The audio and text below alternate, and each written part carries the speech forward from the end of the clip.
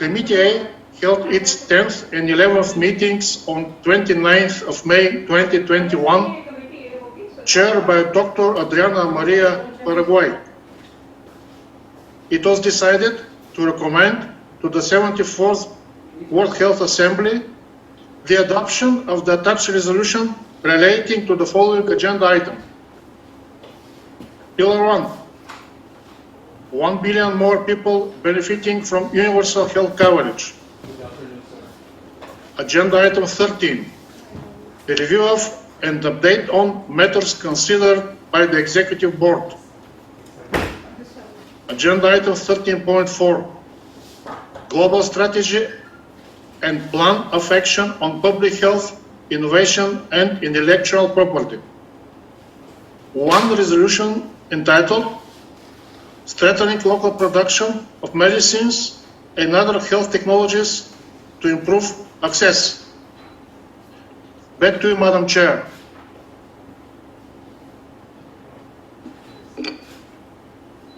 Thank you, Professor Dimitrov. I understand the committee is willing to adopt this report as read out. Are there any objections? I see no one.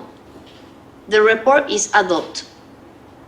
We will now return to agenda item 17, public health emergencies, preparedness and response, and 18, mental health preparedness for and a response to the COVID-19 pandemic under Pillar 2.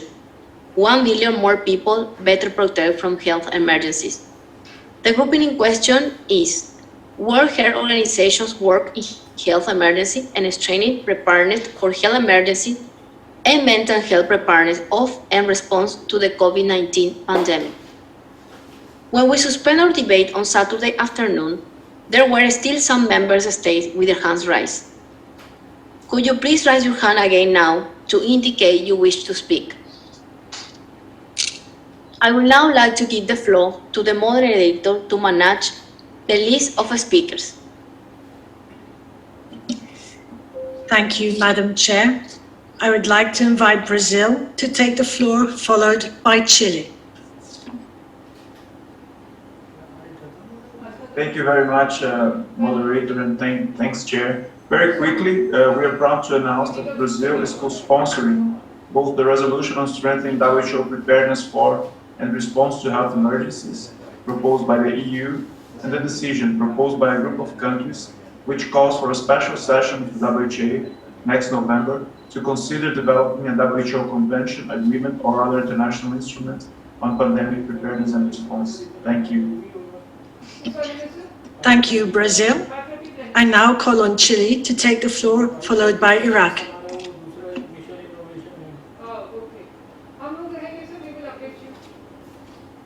Hello. Buenos días a todos. Respecto al texto de decisión, reunión extraordinaria de la Asamblea Mundial de la Salud. The extraordinary meeting of the World Health Assembly to consider the drafting of an agreement or other international instrument of the WHO on preparedness and response to the COVID-19 pandemic. We would like to highlight that this work was based on the need to be able to deal with future pandemics, and this in solidarity within the multilateral framework of the WHO, and this is in addition to other international coordination efforts. This World Health Assembly is taking the first step in this direction by granting a mandate to a potential working group on the strengthening of healthcare systems, and this would lead to an internationally legally binding agreement or instrument. We hope that we will be able to assess the work in November. We would like to urge all countries to start negotiations and to coordinate their efforts to come to the special session with a joint version that will allow us to advance and take decisions on processes that are necessary in developing this international instrument on pandemics, and that will reinforce the global health structure. Thank you. Thank you, Chile. I now invite Iraq to take the floor, followed by Maldives.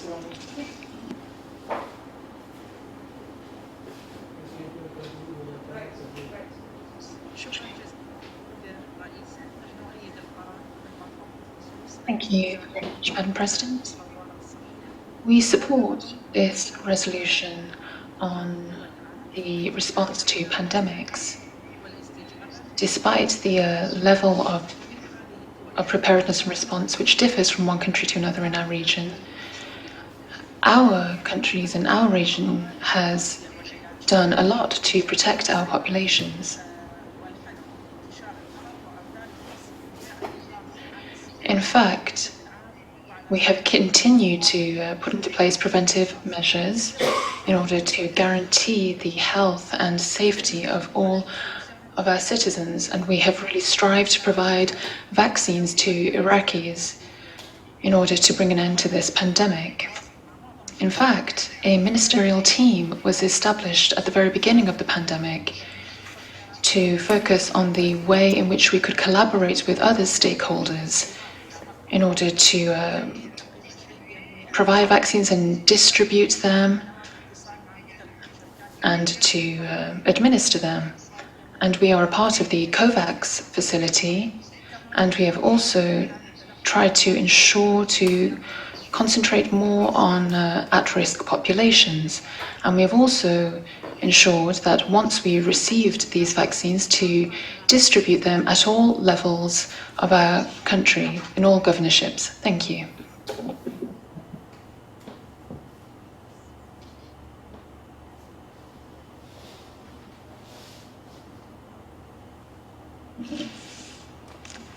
Maldives, you have the floor. Thank you, Madam Chair.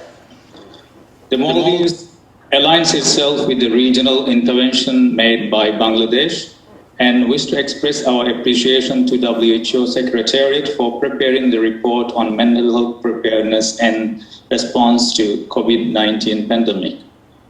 People with mental and psychological disabilities represent a significant proportion of the world's population. They suffer from wide spectrum of disease and conditions, including depression, suicide, particularly among the young, and are responsible for a staggering toll of death and disabilities. While the economic burden of mental health disorders has been estimated to account for a third of the projected $47 trillion by 2030 for all NCDs, the suffering and loss endured by people afflicted with these disorders are incalculable. Stigma and discrimination targeted towards those suffering from the mental health conditions continue to be widespread, worsening an already dire situation and harming their basic human dignity.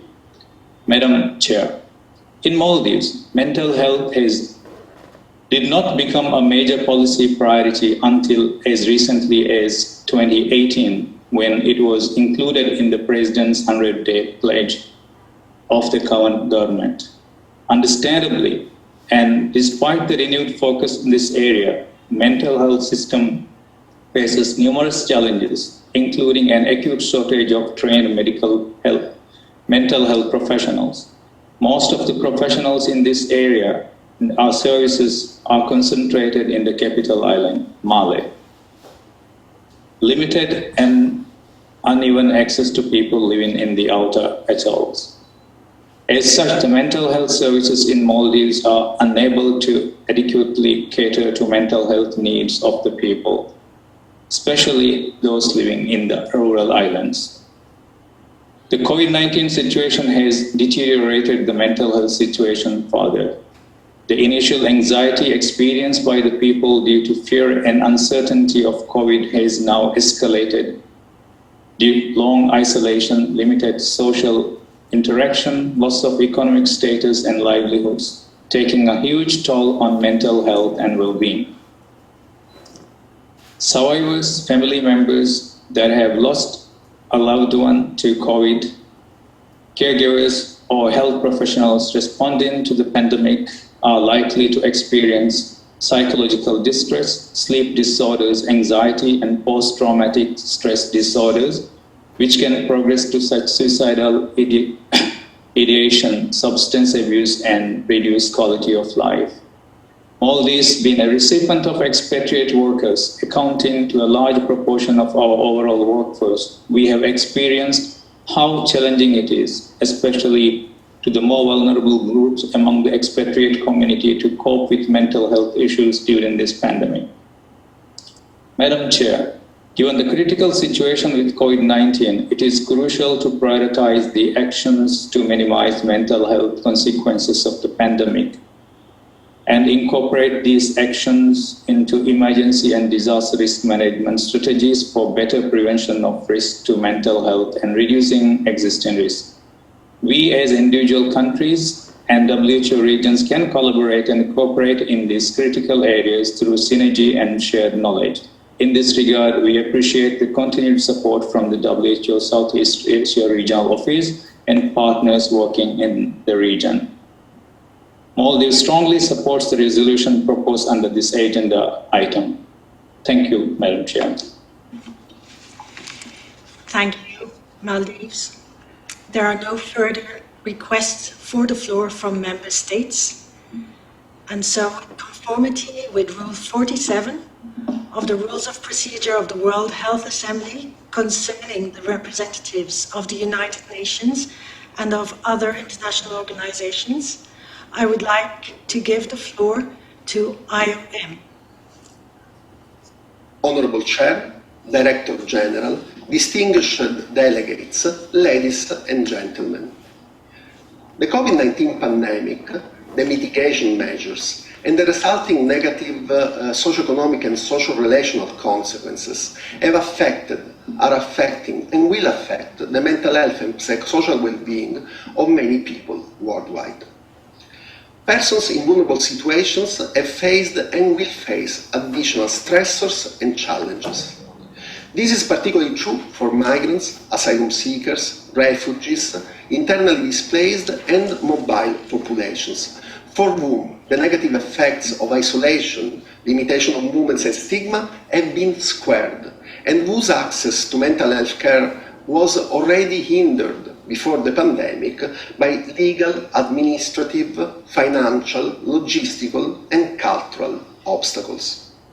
For these reasons, IOM strongly supports the Mental Health Action Plan 2013-2030 and its call for increased awareness, for the allocation of adequate funding, for mainstreaming relevant competences in other health and social care sectors, and for building capacity to respond at the community level. In this process, IOM will continue to advocate and be vigilant so that these efforts do not leave migrants, refugees, asylum seekers, internally displaced and mobile populations behind, and that the mental health care systems will be legally inclusive of all migrants irrespective of status, logistically accessible and known to migrants, and aware of cultural differences towards a truly universal mental health and health care coverage.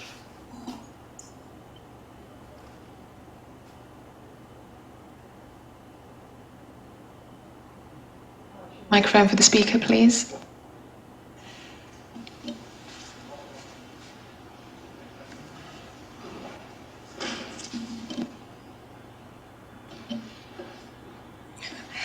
I now invite the World Organization for Animal Health to take the floor, followed by UNFPA.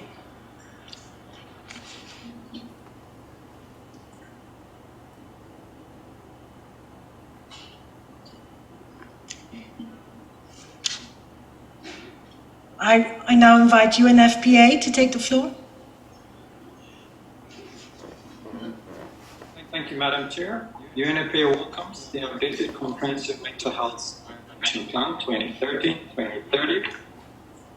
COVID-19 pandemic has major direct and indirect impacts on the mental health and psychosocial well-being of all people, in particular frontline workers have been disproportionately affected by the pandemic, including thousands in many of the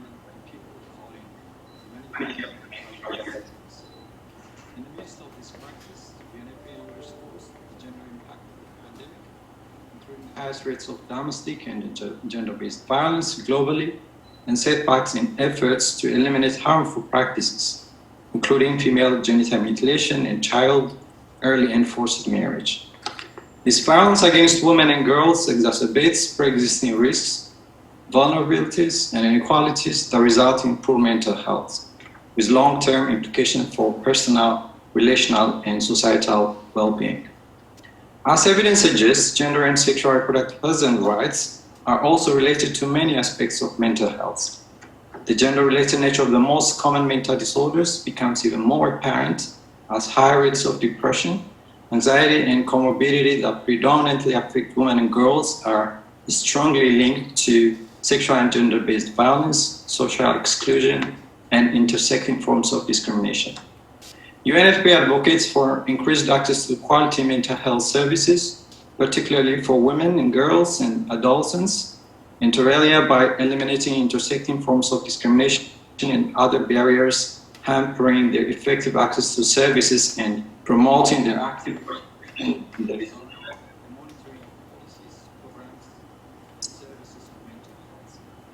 UNFPA would therefore like to encourage member states to promote, protect, and care for mental health and psychosocial operations, and their national response plans across and to respond proactively to reducing pandemic-related adversities that are known to harm mental health, such as domestic and gender-based violence. I thank you.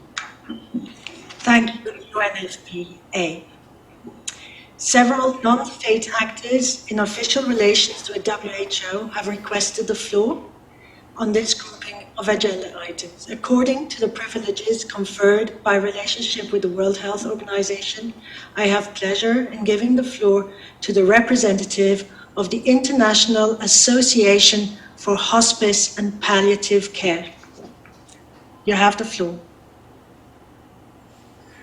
WHA 73.1 commits member states to include palliative care in their pandemic preparedness and response strategies. To do this, planners can use the excellent existing WHO guidances on palliative care in humanitarian crisis response and clinical management of COVID-19. We urge you to inventory existing services and map care gaps for COVID and non-COVID patients with palliative care needs. We also urge you to stress test pharmaceutical chain supplements to ensure access to critical palliative care medicines, many of which are in stockout or shortage, and to work on creating regional manufacturing hubs to provide these global goods.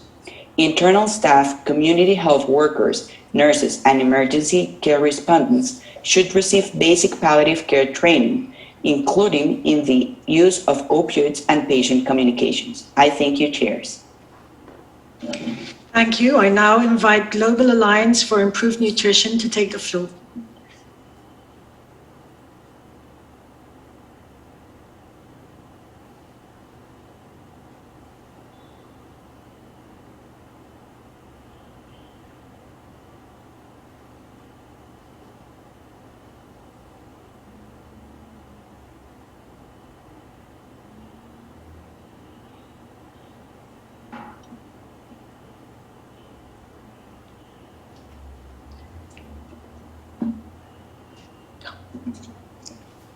I now invite Caritas International to take the floor.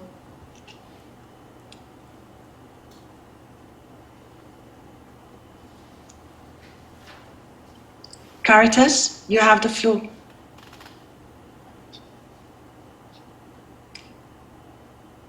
I invite World Confederation for Physical Therapy to take the floor.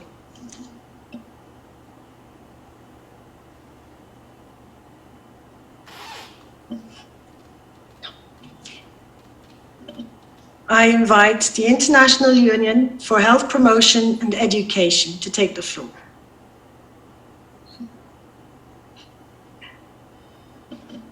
I invite the Medicines Patent Pool Foundation to take the floor.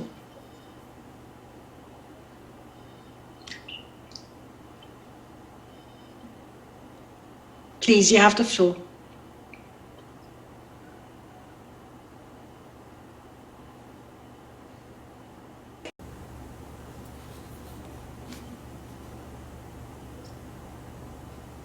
Medicines Patent Pool Foundation, you can proceed.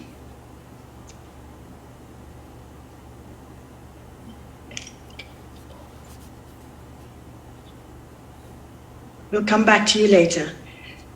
The United States Pharmacopoeia Convention. Please, you have the floor.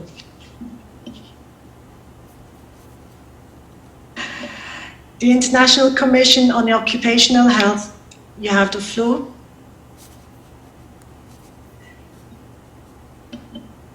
The International Federation of Medical Students Association, you have the floor.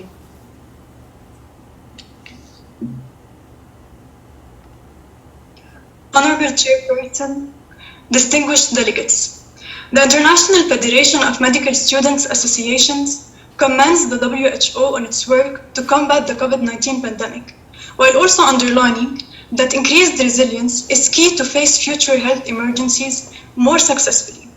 We recognize the undeniable global burden of physical and mental health conditions, which is further exacerbated by health emergencies, whose impacts are preventable by adequate preparedness. We call upon the WHO and member states to provide youth with more inclusive platforms, allowing our meaningful engagement in the formulation, implementation, monitoring, and evaluation of action plans, such as the updated Comprehensive Mental Health Action Plan 2013-2030, to secure strong post-pandemic recovery and improve resilience for future emergencies, while ensuring that vulnerable groups and as key stakeholders, including youth, are not left behind. Thank you. Thank you very much. I invite the Alzheimer's Disease International to take the floor. I invite the Alliance for Health Promotion to take the floor.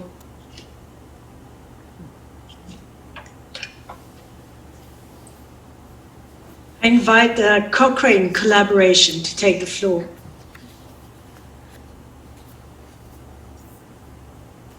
I invite Water Aid International to take the floor. I invite the Union for International Cancer Control to take the floor. You have the floor, please proceed. Many thank you. Many thanks, Chair. UICC, WCRF International and the NCD Alliance welcome the opportunity to contribute to this discussion given the catastrophic impact of COVID-19 on people living with NCDs. We strongly urge Member States to take up the proposals made by the IPPR and the Pandemic Treaty, and we ask Member States for 6 actions. First, prioritise the continuation of essential services for cancer and other NCDs, including screening, diagnosis, access to treatment and palliative care. Second, invest in comprehensive mental health services, provide support for health workforce and ensure mental health services are prioritised in pandemic preparedness strategies. Third, increase the monitoring and data collection on NCD prevalence, comorbidity and risk factors and integrate these into readiness, resilience and response measures. And identify high-risk groups such as older adults and those living with comorbidities and people living with obesity. Fourth, include civil society and communities, including people living with NCDs in the planning for the COVID response, recovery and future preparedness. Fifth, make investments in health promotion and disease prevention to promote health resilience and resistance. And sixth, request and resource WHO to continue developing practical tools, guidance and targets, which include actions to prevent the leading risk factors and maintain essential services for NCDs to ensure that Member States are well equipped to prevent and respond. Thank you very much. World Obesity Federation, you have the floor.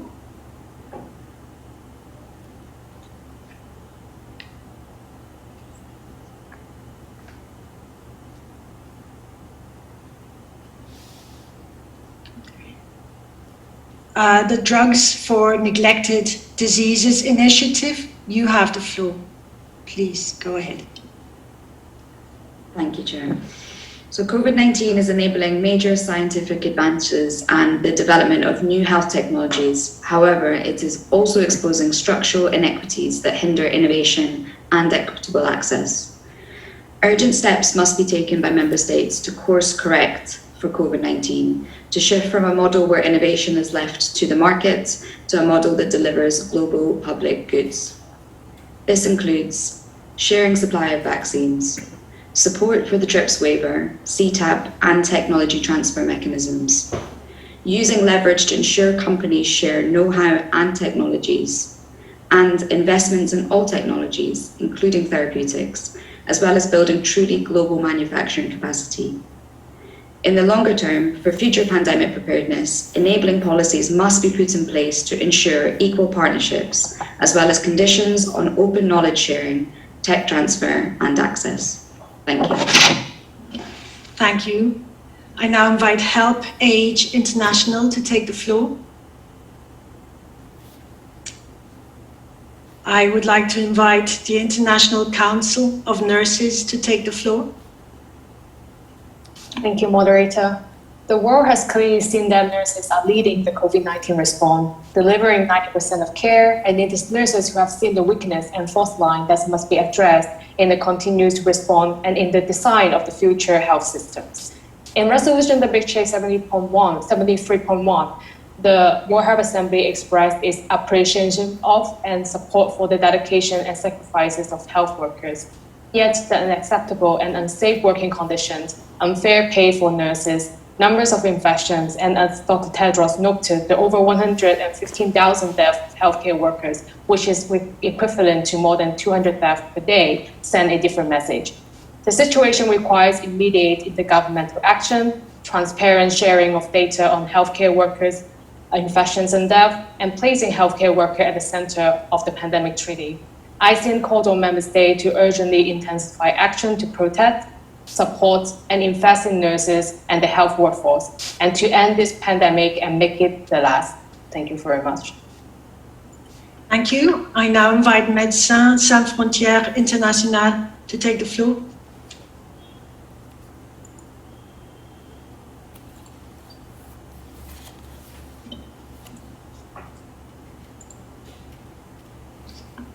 Hello. Yeah, thank you, moderator. Thank you. MSF welcomes the Member State deliberation on pandemic preparedness and response and acknowledge the findings of the recommendation by the IPPR. However, the current COVID pandemic is not yet over and urgent on the ground solutions needs to happen now. Today, we continue to see surges of new COVID cases across the globe, not only in the streets of Delhi, but also in the harder to reach areas of fragile communities as in northeast Syria. Huge inequities remain between countries on access to COVID-related tools, whether that is oxygen or vaccines. The COVAX facility is struggling to meet its goal of ensuring equitable allocation because vaccines are not available for distribution and support for delivering it at the last mile is failing. Carry-out vaccination campaign is a long process that hampered by vaccine short shelf life and vaccine hesitancy, which must be addressed. Today, we need countries with vaccine surplus to donate to countries without access and enable willing actors to support. It is only when everyone, especially the most vulnerable, is guaranteed impartial and equitable access to COVID tools that we will have a chance to see this crisis over. Thank you. Thank you. I now invite the European Society for Medical Oncology to take the floor.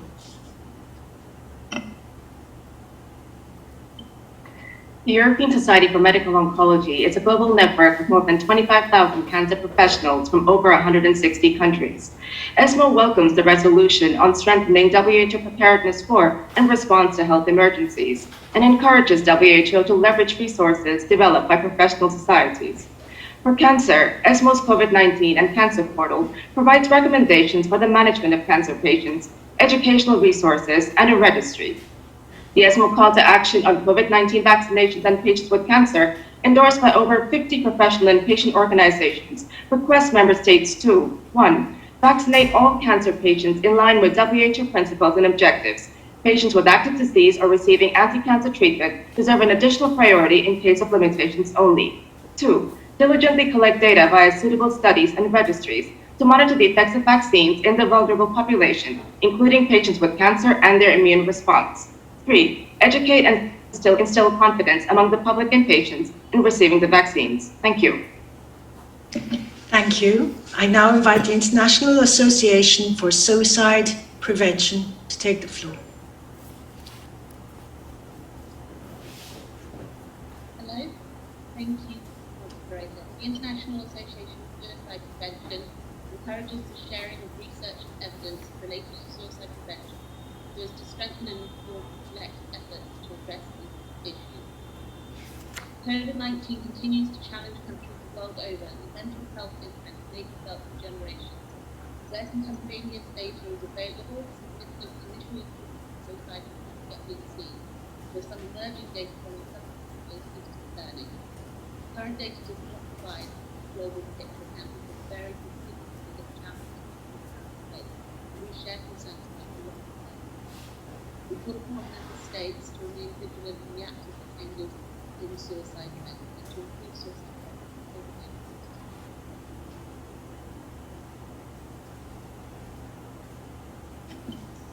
Thank you. I now invite the Worldwide Hospice Palliative Care Alliance to take the floor.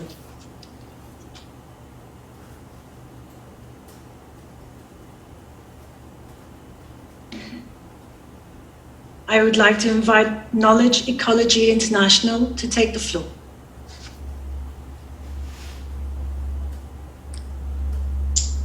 Thank you, moderator. Knowledge Ecology International asks the WHO's COVID-19 Technology Access Pool, CTAP-2. Number 1, publish model agreements for the sharing of rights in inventions, data, biological resources and know-how, including the components of full technology transfer that CTAP is seeking for each relevant technology. Number 2, hold bi-weekly public briefings where news media can hold the Secretariats, WHO member states, manufacturers and rights holders accountable.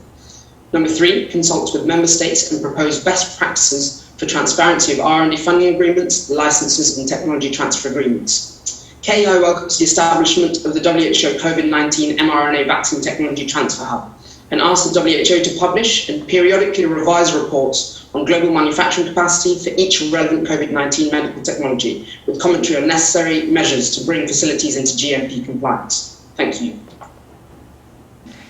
Thank you. I now invite Medicus Mundi International Network, Health for All, to take the floor.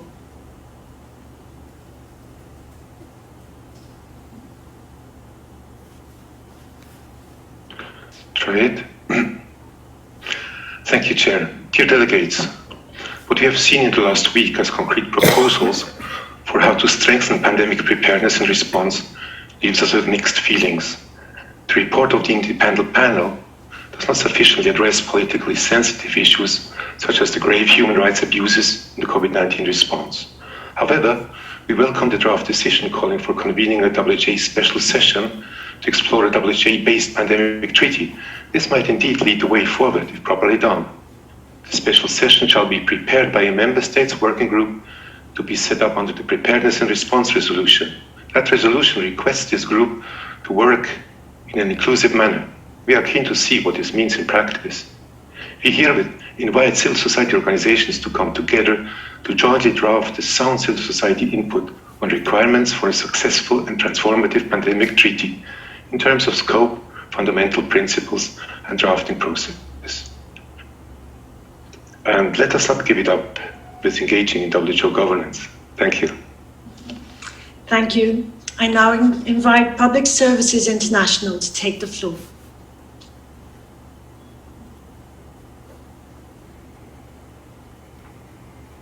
Thank you, Chair. Okay. Thank you, Chair. Wealthier countries have not upheld WHO Resolution 73.1's position for universal, timely and equitable access to and fair distribution of all quality, safe and efficacious technologies and products required for the pandemic response. Member states are urged to walk their talk, fulfill pledges to COVAX, break corporations' refusal to cooperate with CTAP, and support the TRIPS waiver on vaccines and therapeutics. We also call for the pandemic treaty to include automatic trigger of IP rights suspension when effect is declared. Governments must invest in public health and care to ensure crisis preparedness. Health and care workers must be protected in global health emergencies, including with application of the precautionary principle for IPC measures recommendations. Thank you very much. Thank you. I now invite International Pediatric Association to take the floor.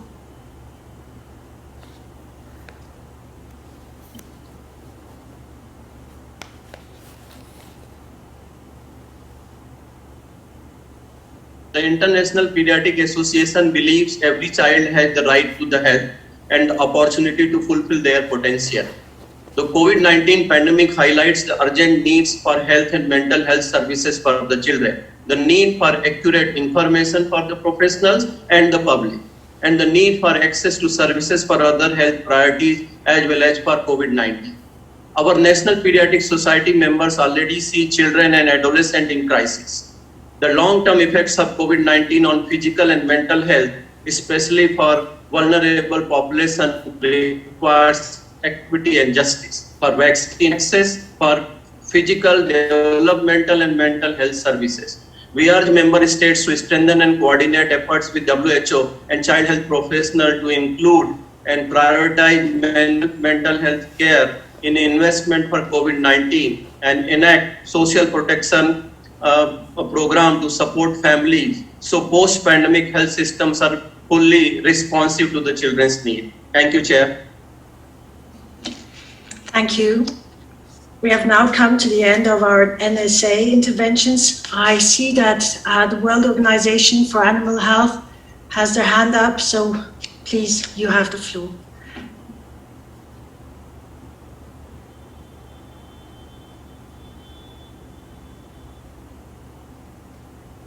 Yes, good morning. I hope you can hear me. Go ahead, we hear you. Thank you for giving me the floor. On behalf of the World Organization for Animal Health, I thank the Director General of WHO for inviting the OIE to participate in the 74th World Assembly. The OIE is actively engaged in supporting its members and international partners by leading the response to the animal-related aspects of COVID-19. This includes publishing science-based guidance on managing risks at the animal-human interface, research to better understand the risks at this interface, along with collecting and disseminating information on the occurrence of SARS-CoV-2 in animals. In addition, assessing our initial response through an after-action review and launching a wildlife health framework to better manage the risk of disease emergence whilst protecting wildlife health. The OIE continues to work with members to learn from COVID-19 to strengthen global capacity for emergency management and to better prepare for future threats at the human-animal environment interface. Since most emerging diseases of humans have an animal origin, it should be no surprise that it is almost certainly the case with COVID-19, even if its route of entry into the human population remains obscure. Therefore, COVID-19 is a critical reminder that the OIE and its members stand in the front line of managing the risk of disease emergence at the human-animal interface through a One Health approach. The OIE will continue to cooperate with the WHO Academy through a specific task force for strengthening the capacity of members to implement One Health in the field. Our organization also welcomes the newly established One Health high-level expert panel set up by FAO, OIE, UNEP, and WHO to provide scientific advice and guidance on One Health. With regards to the objectives of draft decision mentioned in document A74A Conf 7, as well as the draft resolution on strengthening WHO preparedness for and response to health emergencies, the OIE will closely collaborate with WHO, FAO, and UNEP to ensure that any new international legal instrument for pandemic preparedness response, if progressed, is well grounded in a One Health approach and promotes a continuous improvement to intelligence systems, response mechanisms, evaluation processes to be made available for members' benefit. In this regard, OIE would like to be invited to participate in further discussions. In conclusion, the OIE reiterates its thanks to the WHO and other partners and confirms its continued role in strengthening our partnership and contributing to managing zoonotic risks. I thank you again for allowing the OIE to take the floor. Thank you, OIE. I now hand back to Madam Chair. Thank you very much. I shall now ask the Secretariat to respond. I now give the floor to the Regional Director for the Eastern Mediterranean, Dr. Ahmed Al-Mandari. Dr. Al-Mandari, you have the floor.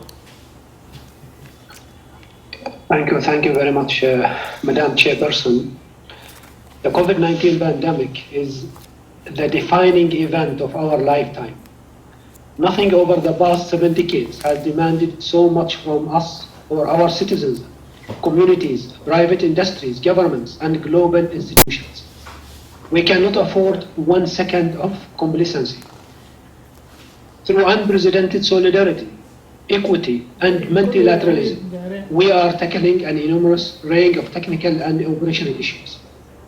But we are still struggling with vaccine nationalism, vaccine hesitancy, widespread misinformation and disinformation, insufficient funding, and politicization of a pandemic that should bring unity, not division. And we cannot ignore the many other emergencies across the globe. Currently, WHO is responding to 65 other graded emergencies. 15 of these are in the Eastern Mediterranean region, including 9 major humanitarian emergencies. Over 100 million people in our region need humanitarian assistance, which represents 43% of the global total.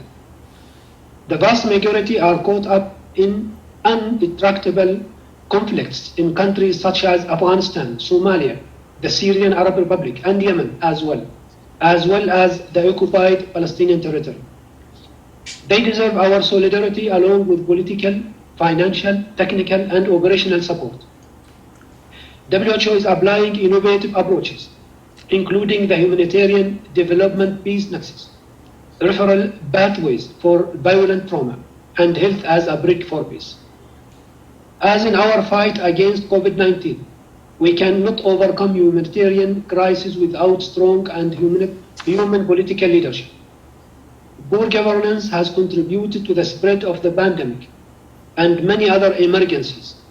An epidemic of poor governance has been the main contributor to humanitarian crisis across our region and beyond. As public health practitioners and humanitarians, we are playing our role in preparing for and responding to health emergencies, whatever their causes. But we need our political leaders to play their role as well, to invest in health systems and preparedness, and to find a pathway or a path to sustainable peace and prosperity for the hundreds of millions suffering from conflict worldwide. I thank you, Madam Chairperson. Thank you, Dr. Ahmad Gari. I now give the floor to the Regional Director for Europe, Dr. Hans Kluge. Dr. Kluge, you have the floor.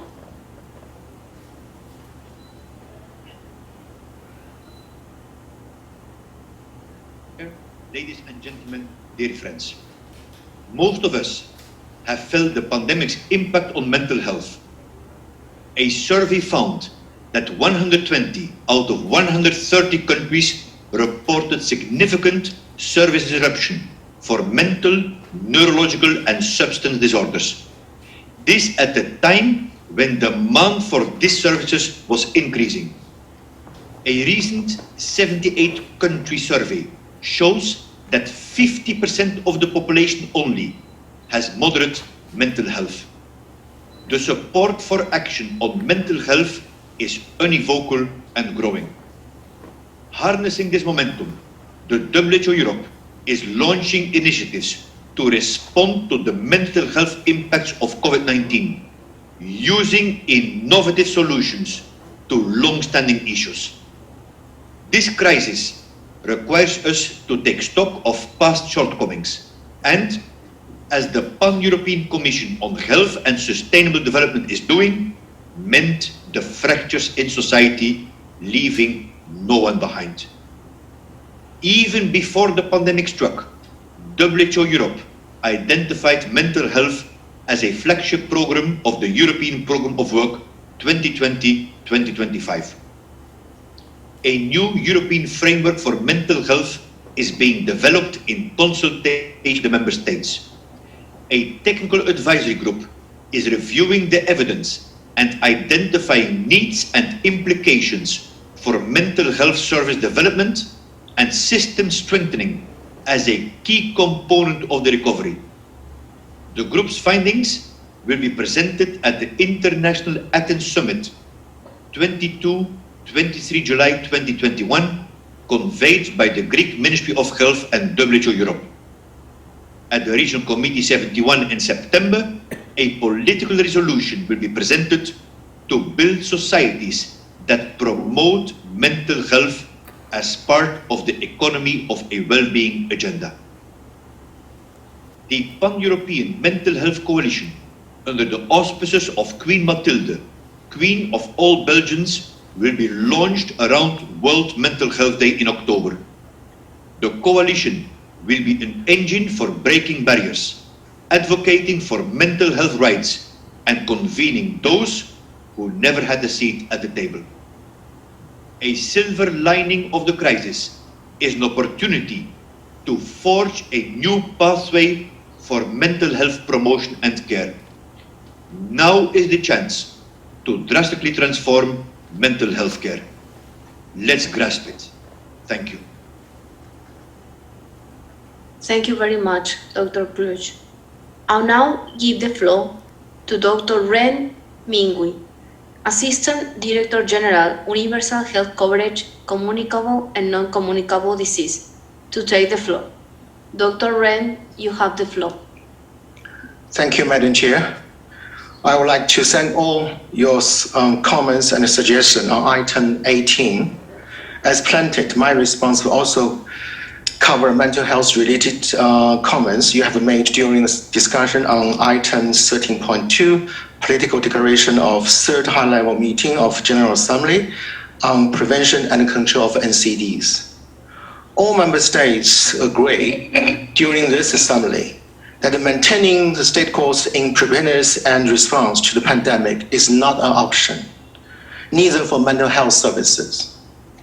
Even though we hear some good example, for instance, from Bangladesh, Brazil, Cambodia, Cuba, Kenya, Spain, and Tunisia, just name a few, providing mental health services and psychosocial support in the pandemic response. COVID-19 exposed to limited investment in mental health preparedness and infrastructure in all countries before the pandemic. The most recent pulse survey by WHO showed that mental, neurological, and substance use services were the most common reported as disrupted, particularly service to the most vulnerable groups.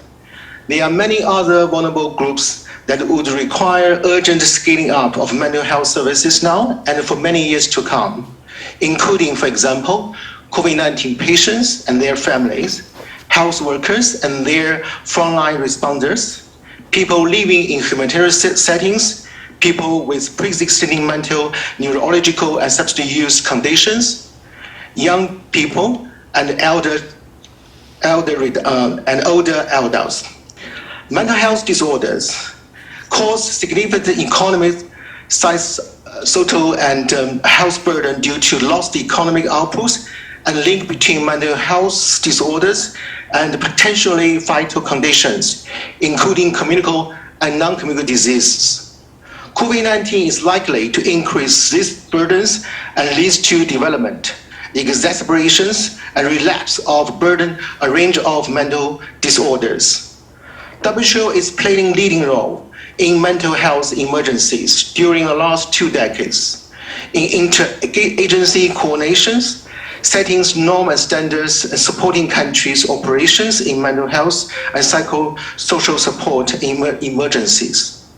WHO secretaries responded earlier to the mental health consequences of a pandemic with global interagency mental health and social psycho support coordination core and published resources since February 2020. The resources developed by WHO secretaries cover a wide range of populations' needs and various age groups and was translated into dozens of languages and contributed to shaping good practice in numerous countries. Last year, together with standby partners, WHO launched the first interagency rapid mechanism to deploy the experts of mental health and psychosocial support to more than 20 countries today. I want to thank Thailand for initiating this discussion and development of EB Decision 140A3, emphasizing timely and quality provision of full range of mental health services and psychosocial support as an integral part of a health system, as a part of a whole of the society approach. Thank you, the Netherlands, for your support in hosting a high-level meeting on mental health and psychosocial support, and we are looking forward to the productive meeting and discussion on June 11. Investment in human and financial resources for the full implementation of a comprehensive updated mental health action plan until 2030 to build resilient mental health systems, prepared for future emergency, and to enable to respond to the current crisis is our joint way forward to achieve the decision. Thank you, Japan, for what you highlight. We can't call global health without mental health. We will launch the Live Lives initiative for suicide prevention next month. Most grateful for your support.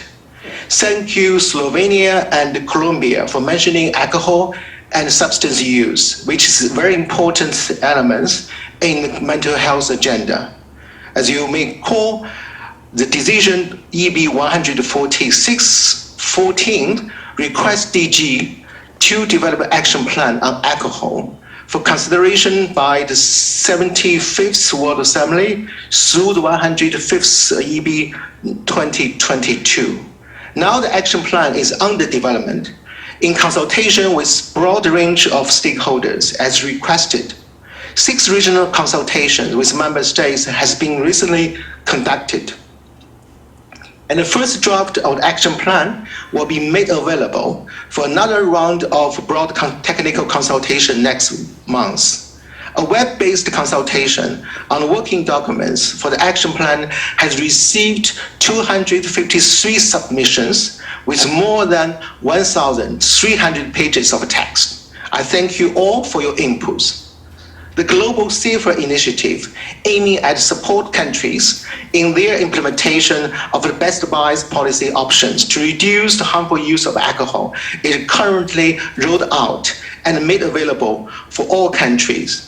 We also hear your concern on the Secretariat's capacity.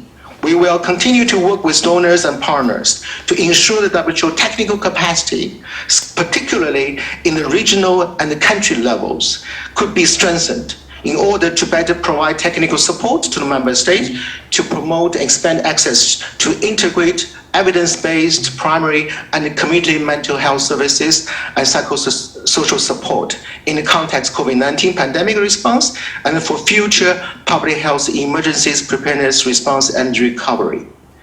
It's our joint vision and plan for building back better and sustainable mental health services accessible to everyone, everywhere. With that, I thank you, Madam Chair.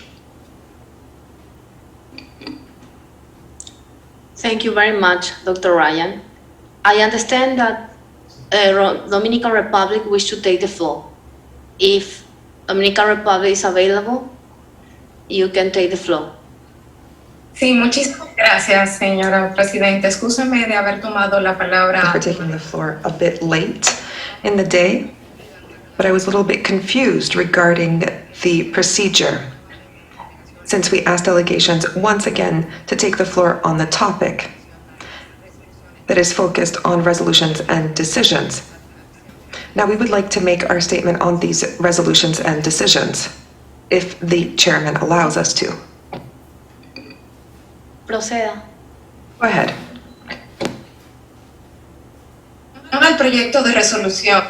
Yes, regarding the draft resolution on the strengthening preparedness for health emergencies, just as the draft decision, in which we make an appeal to have an extraordinary meeting, a special session of the World Health Assembly. The Dominican Republic co-sponsors both of these draft decisions. We do think that it is absolutely urgent and necessary to take measures and implement policies that allow us to deal with this pandemic and to deal with the repercussions of the pandemic. We must create policies and tools that allow us to better prepare ourselves for the future pandemics. that might arise. We do think that it is urgent and especially important that at the national level, regional level, as well as at the international level, we support the recovery from COVID-19 through the promotion of mental health and well-being, as well as psychosocial well-being. In line with this, we support the review of the Action Plan on Mental Health 2013-2030 to make sure that it is better integrated and that it provides us with the tools that are necessary to become more resilient at the international level. Healthcare and literacy of mental health, as well as raising awareness on mental health issues and reducing stigmatization, as well as the promotion, prevention, early detection, treatment, and rehabilitation efforts are some of the aspects that are the most pertinent that must be taken into account when it comes to working in the mental health area. We highlight the importance of developing innovative technologies, including remote mental health services through the promotion that should be equitable to telehealth and other essential activities. Therefore, we support this draft resolution on the strengthening of preparedness for health emergencies and mental health preparedness. We're very pleased that mental health has been included in this draft resolution because it is of extreme importance. Thank you. Thank you to the Dominican Republic. I now invite Dr. Michael Ryan to take the floor. Dr. Ryan, you have the floor. Thank you. Thank you, Chair. And thank you to all the member states who intervened on these issues. You've all highlighted very important issues, challenges, and may I say opportunities for us all going forward. And certainly the resolution proposed has very, very detailed recommendations both to WHO itself, the Secretariat, and to member states. The trick now will be in implementing those and sustainably financing all of those recommendations in the resolution. Many of you have highlighted the importance of this continued international cooperation and solidarity, the importance of having a local, national and global focus. Global solutions are needed, but we need to build from the local up. You've highlighted the importance of predictable financing, of a stronger, more capable and better supported and protected health emergency workforce. The importance of surveillance at all levels. And many of you spoke to the issues of fragility, conflict and vulnerability, countries in which health infrastructure, surveillance infrastructure is weakest. It is important to note that over 70% of high impact epidemics occur in 30 fragile, conflict-affected and vulnerable countries. And many global threats can begin very locally in those circumstances. We will not achieve the SDGs unless we deal with child and maternal mortality in fragile and conflict. We will not achieve global health security unless we fundamentally address the fragility and challenges of public health preparedness and response in fragile, conflict-affected and vulnerable settings. Right now the pathogens have the upper hand. They're emerging more frequently and often silently in a planet that's out of balance. And as we've seen with Ebola, we've seen with other diseases, they can amplify and spread in our communities and our healthcare facilities, unknown, unseen and undetected, until they then spread within countries and between countries, endangering all of humanity. They sicken and kill us and disrupt every aspect of our lives. They exploit our interconnectedness. They expose our lack of coordination, our lack of solidarity, our societal inequities. In short, the pathogens are winning this fight right now. And that should not be the status quo, and it should not be something we accept. And therefore, we really do welcome the recommendations within the resolutions and also the proposed decision to take this forward to an international agreement, framework convention on preparedness and response for pandemics. We do need to turn those weaknesses into strength. We need to turn that very thing that has exposed us in this pandemic, our interconnectedness, we need to turn that into a strength. We need to build a better workforce capacity and make it mobile and redeployable. We need to build a better global surveillance system based on fundamental strengthening of local and national systems. We need to build better research and innovation as well as more responsive supply chains. We need to provide more sustainable financing to drive preparedness and distribute those resources in a fair and equitable manner. For me, it is about connecting. It's about connecting local to global and to local again. It's about connecting human, animal, and planetary health. It's about connecting our health emergency workforce around the world, connecting our data, connecting our research, connecting our innovation, connecting our finances. Only then will that great weakness we have, our interconnectedness, become our great strength. The World Health Organization is your organization. It is defined by its mandate and constitution to be that connector between member states and to design and implement policies and strategies that will keep all of our communities safe. Finally, in reflecting on what Glenn said on mental health, we would like to fully endorse that from the emergencies program perspective. The mental health team do fabulous work with us and lead on very, very difficult work in what are already difficult circumstances. This year, the Grand Prix in Health Emergencies category for the WHO Film Festival was actually won by a film called Stressed, Pandemic of Fear, which was based on the mental health experience of children in camps in the Middle East and in Jordan specifically. And this did describe the alarming levels of stress and mental health amongst forcibly displaced children, especially in the era of COVID. In that sense, we would like to very much second and thank member states for this work on mental health, particularly in children and particularly in those children who are already in fragile and vulnerable situations. Lastly, just a word of thanks to you as member states, to all your institutions, academic, scientific and operational, who have worked so well with WHO and the UN system over the last year. Our incident management support teams at all levels of this organisation, the leadership of our regional directors, the regional platforms, especially our country teams, who have worked tirelessly, very often isolated from the normal ability to connect with us, have done tremendous work. All of the pillars of the response, all of the programs here at headquarters, this response has not been driven by the emergencies program. We connect the dots, but to the DDG, to everyone in all of the other programs who've not only provided staff and input and people, also kept other really, really important aspects of WHO's work underway and continued implementation even in the face of this pandemic.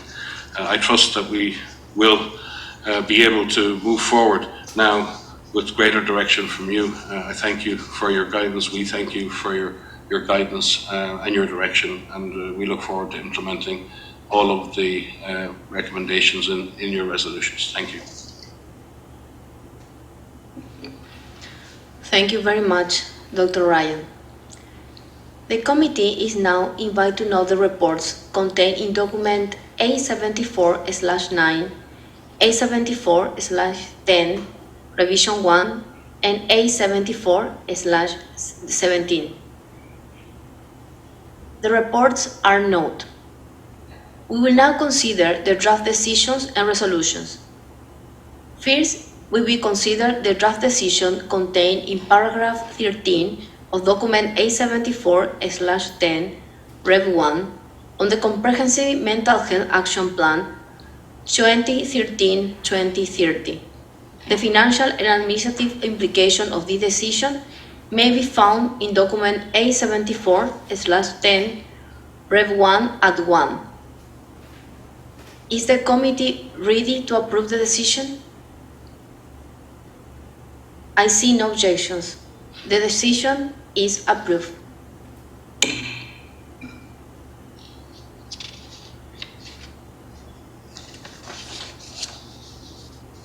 We will now consider the draft decision contained in document A74/17 on the implementation of the International Health Regulations 2005. The financial and administrative implication of these decisions may be found in document A74/17 at 1. Is the committee ready to approve the decision? I see no objections. The decision is approved.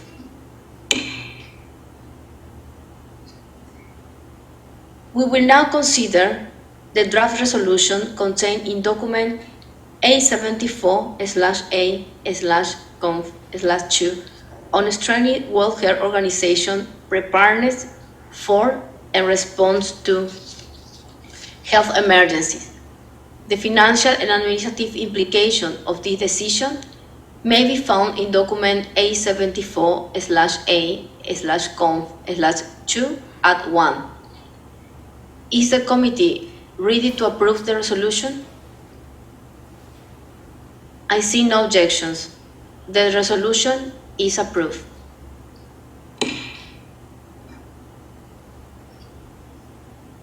We will now consider the draft decision contained in document A74/A/conf/7 entitled A Special Session of the World Health Assembly to consider developing a World Health Organization Convention, Agreement, or other international instrument on pandemic preparedness and response.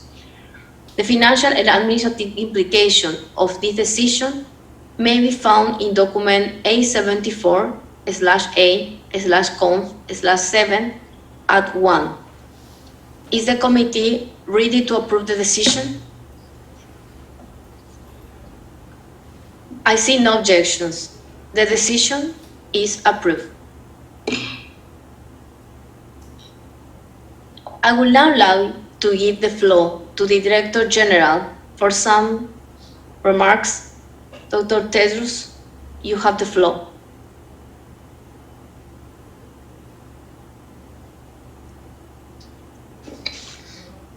No, thank you so much. I think my colleagues have said all the important issues that were raised by our member states. But I will do just two things. One, I would like to thank our member states for endorsing the decision and the resolutions. Thank you so much indeed. Merci beaucoup. And the second part is, as you know, one day this pandemic will be over. But many of the psychological scars linked to the pandemic will stay with us for a long time. What's happening is mass trauma because the whole world was affected. So paying attention to mental health will be very central. And that's why we're working in all levels, our regions and our country offices to strengthen the things we do, especially with regard to mental health. And that's what I would like to stress. Please, let's give mental health a serious priority, and it has to be central. The impact of this pandemic on mental health is very palpable.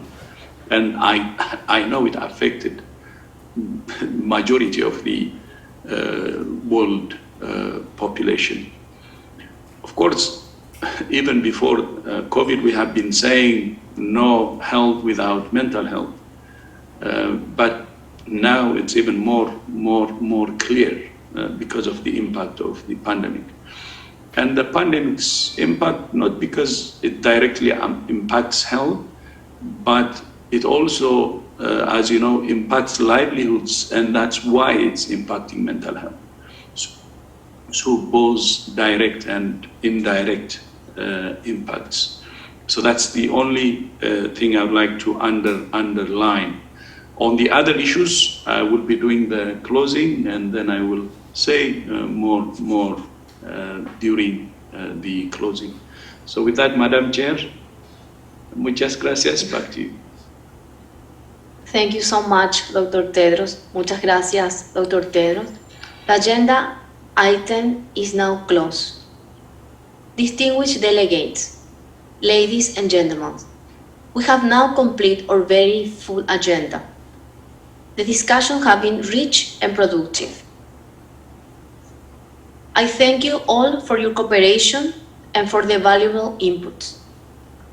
It has been a great pleasure and an honor to work with our Vice Chair, Dr. Sueli Miske from South Africa, and Dr. Ali Mohamed Mifat Al-Sinati from Libya, and our rapporteur, Professor Plamen Dimitro from Bulgaria. And thanks also go to the chair of the program, Budget and Administrative Committee, Dr. Faisal Ben Salah. Sorry, one second.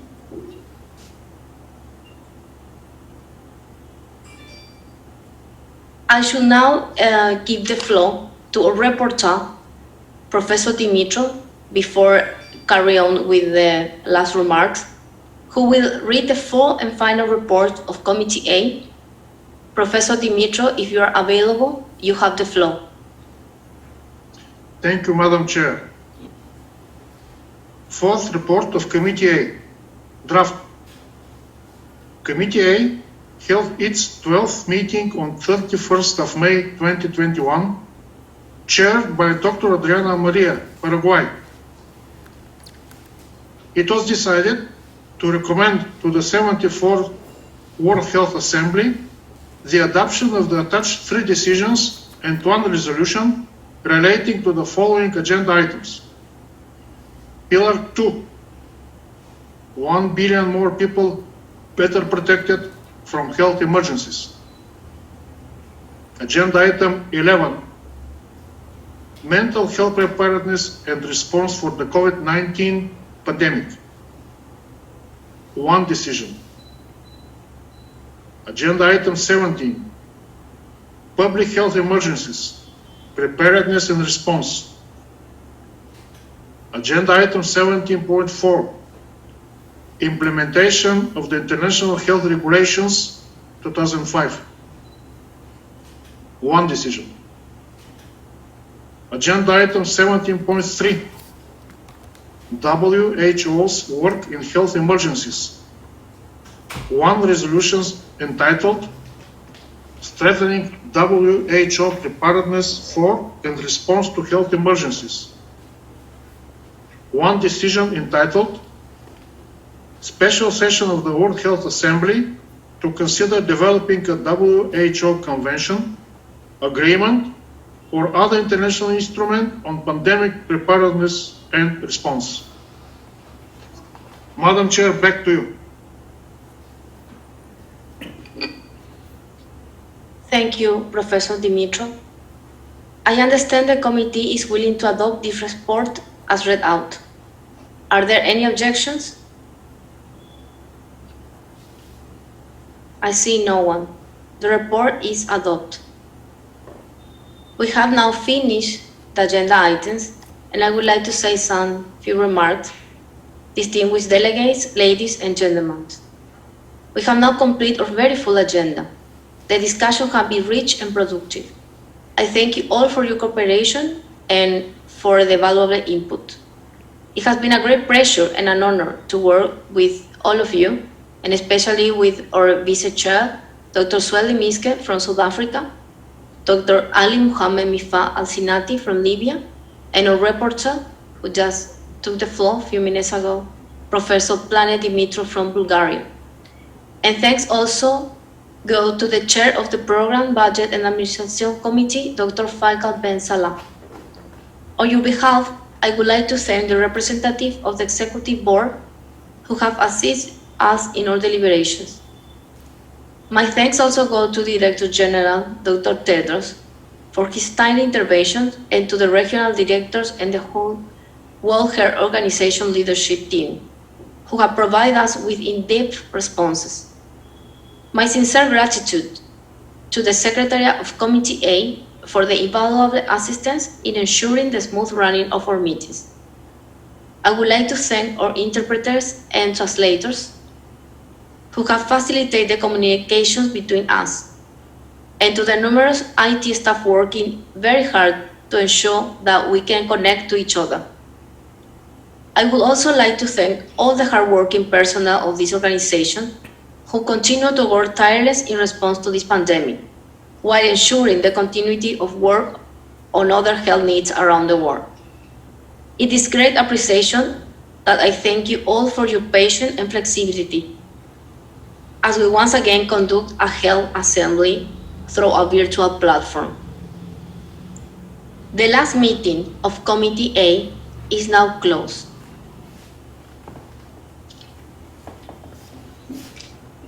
Record.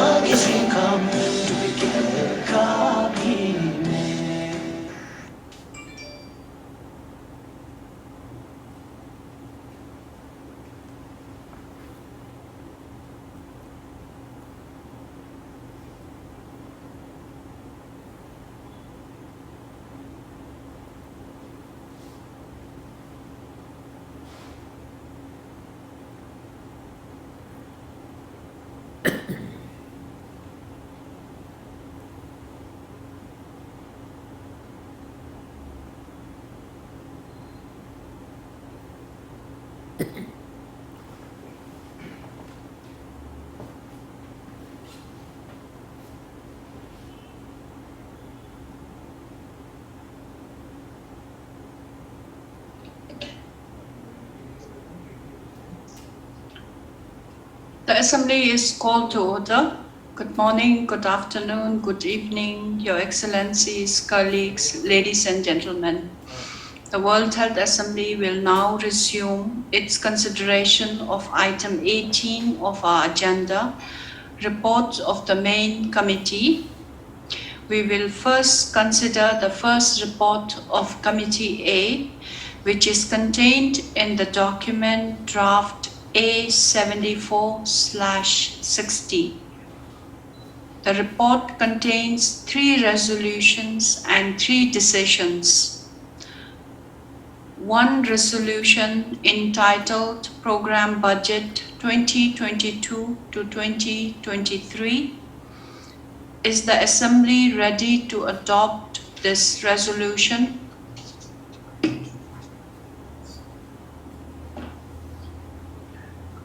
I see no objection. The resolution is adopted. The second resolution entitled Reducing the Burden of Non-Communicable Disease through Strengthening Prevention and Control of Diabetes. Is the Assembly ready to adopt this resolution? I see no objection. The resolution is adopted. The third resolution, entitled Oral Health. Is the Assembly ready to adopt this resolution? I see no objection. The resolution is adopted. The first decision, entitled Follow-up of the Political Declaration of the Third High-Level Meeting of the General Assembly on the Prevention and Control of Non-Communicable Diseases. Is the Assembly ready to adopt this decision? I see no objection. The decision is adopted. The second decision, entitled The Role of the Global Coordination Mechanism on the Prevention and Control of Non-Communicable Diseases in the WHO's work on multi-sector engagement for prevention and control of non-communicable disease. Is the Assembly ready to adopt the decision? I see no objection. The decision is adopted. The third decision, entitled Integrated People-Centered Eye Care, including preventable vision impairment and blindness. Is the Assembly ready to adopt the resolution? I see no objection. The decision is adopted and the first report of Committee A is therefore approved.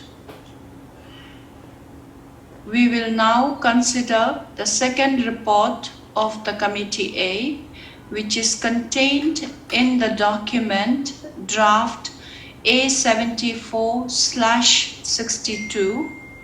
The report contains one decision entitled Global Action on Patient Safety. Is the Assembly ready to adopt the decisions? I see no objection. The decision is therefore adopted and the second report of the Committee A is therefore approved. Let us now consider the third report of the Committee A, which is contained in the document draft A74/64. The report contains one resolution entitled Strengthening Local Production of Medicine and Other Health Technologies to Improve Access.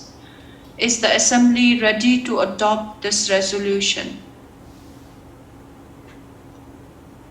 I see no objection. The resolution is adopted and the third report of the Committee A is therefore approved. Let us now consider the fourth report of the Committee A, which is contained in the document draft A74/65. The report contains one resolution and 3 decisions. One resolution entitled Strengthening WHO's Preparedness for and the Response to Health Emergencies. Is the Assembly ready to adopt the resolution? I see no objection. The resolution is therefore adopted. The first decision, entitled Mental Health Preparedness for the Response to the COVID Pandemic. Is the Assembly ready to adopt the decision? I see no objection. The decision is adopted. The second decision, entitled Implementation of the International Health Regulation 2005. Is the Assembly ready to adopt the resolution? I see no objection. The decision is adopted. The third decision, entitled Special Session of the World Health Assembly to consider developing a WHO convention, agreement, or other international instruments on pandemic preparedness and response. Is the Assembly ready to adopt this decision? I see no objection. The decision is adopted, and the fourth report of the Committee A is therefore approved.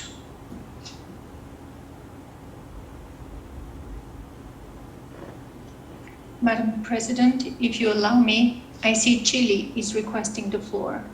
Okay. With your permission, yes, we give the floor to Chile.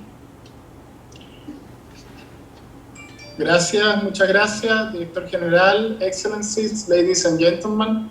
I deliver this statement on behalf of Bosnia-Herzegovina, Iceland, Libya, Moldova, Montenegro, Oman, Paraguay, Qatar, Sudan, Switzerland, Turkey, the EU and its member states, as well as the 26 proponents of the pandemic treaty, Chile, Costa Rica, Croatia, Fiji, France, Germany, Greece, Indonesia, Italy, Kenya, Korea, the Netherlands, Norway, Portugal, Romania, Rwanda, Senegal, Serbia, South Africa, Spain, Thailand, Trinidad, Tobago, Tunisia,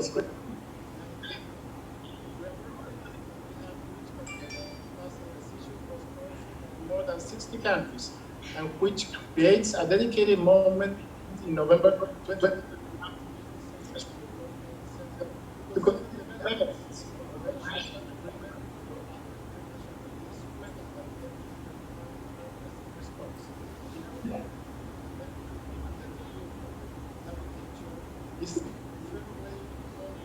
strengthen the multilateral health architecture, including the IHR, and to head the call by so many experts to reset the system.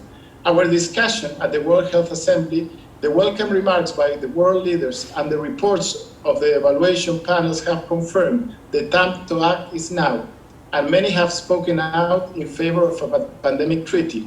The open-ended working group established through the WHO Strengthening Resolution prioritized the its finding to the special session. We need to capitalize on this momentum to act now for the next health crisis, or indeed the other crises are around the corner in today's complex and interconnected world.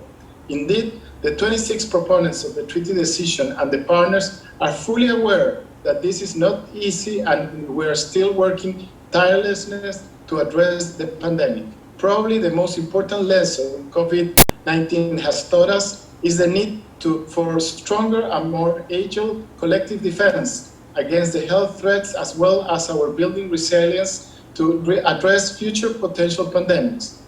A new pandemic treaty is central to this end. We all continue to work tirelessly and inclusively to turn this vision into reality. We are committed to seize this moment and welcome others, joining this collective action in our common endeavor for global cooperation, solidarity that extends beyond this crisis. Thank you. We thank you, Chile. I see no other request for the floor for the moment. I pass the floor back to you, Madam President.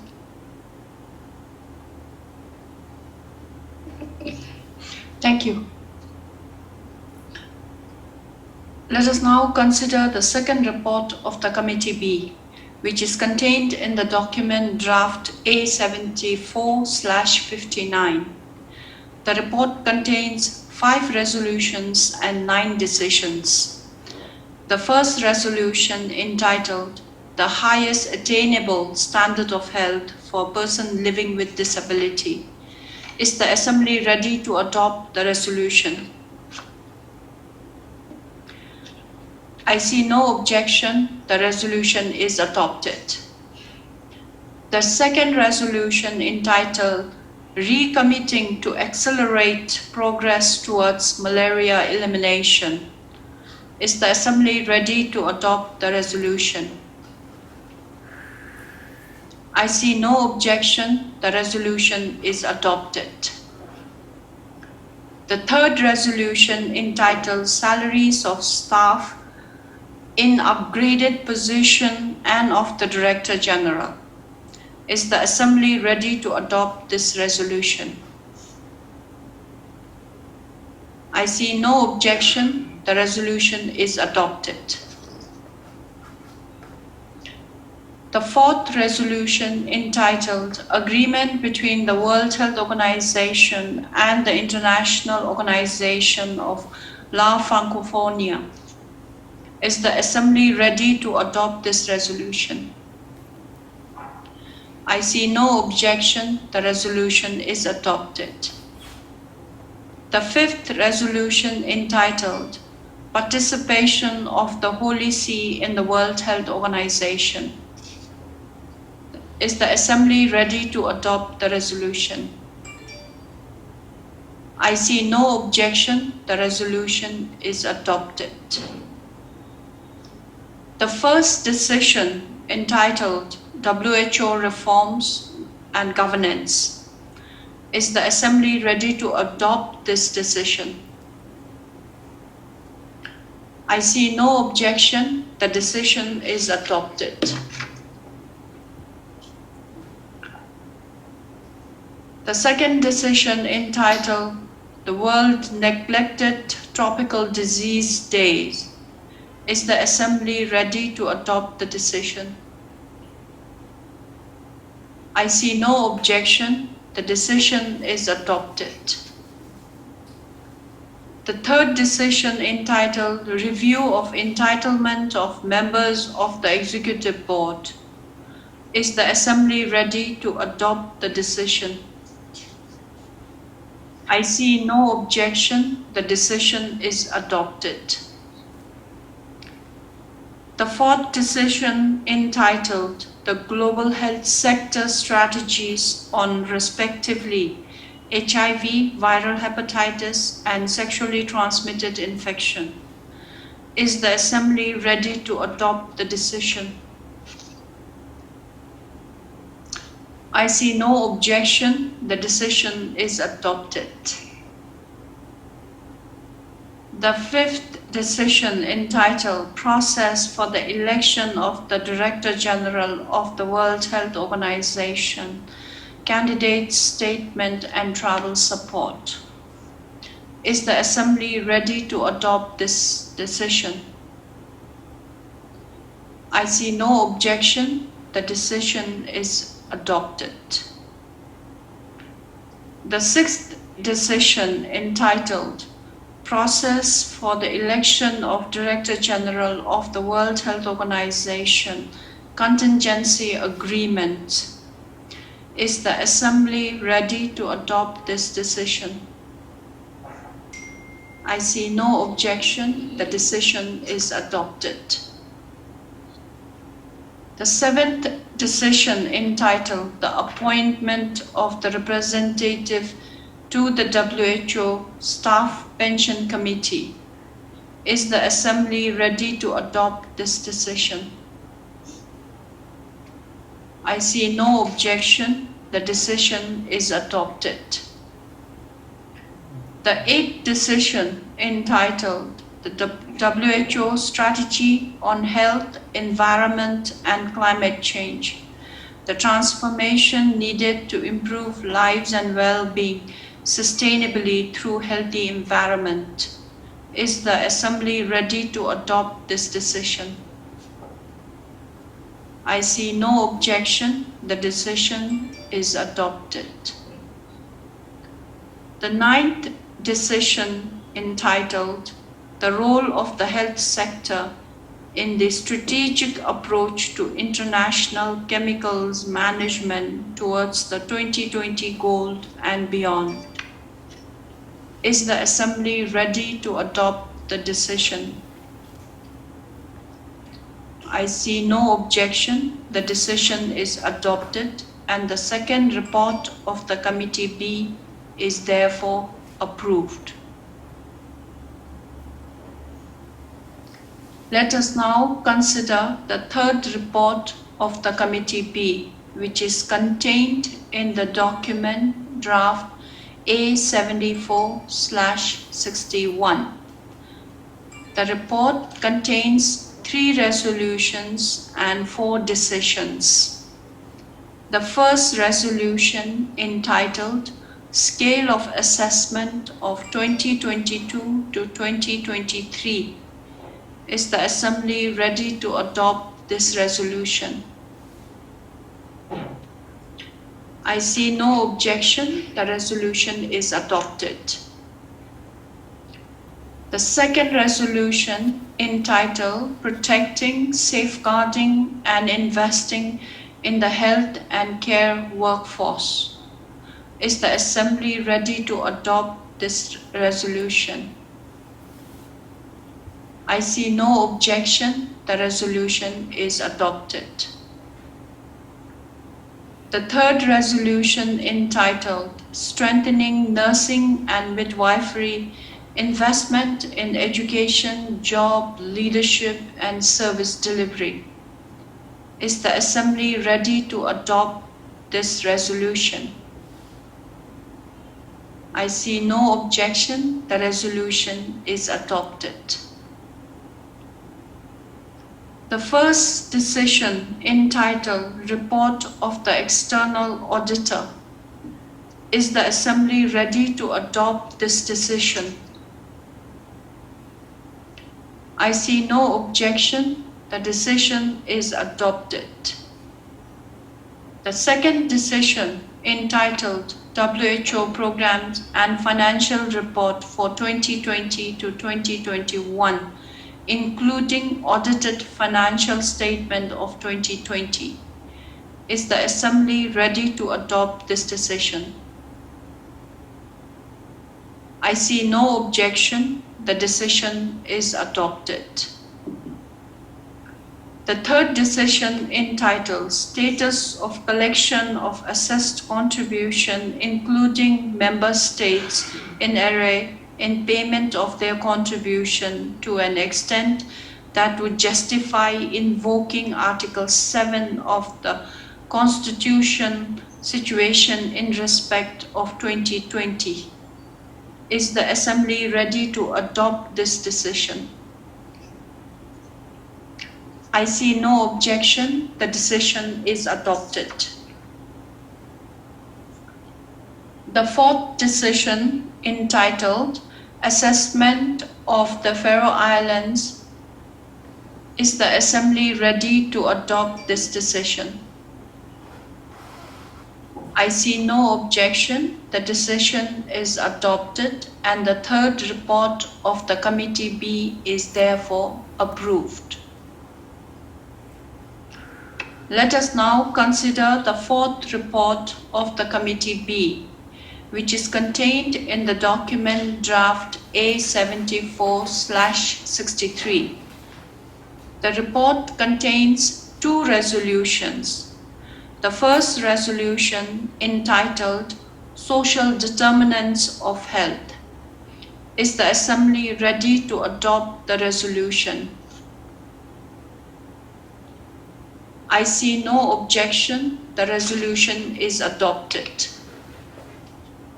The second resolution, entitled Ending Violence Against Children through Health System Strengthening and Multi-Sectoral Approaches. Is the Assembly ready to adopt this resolution?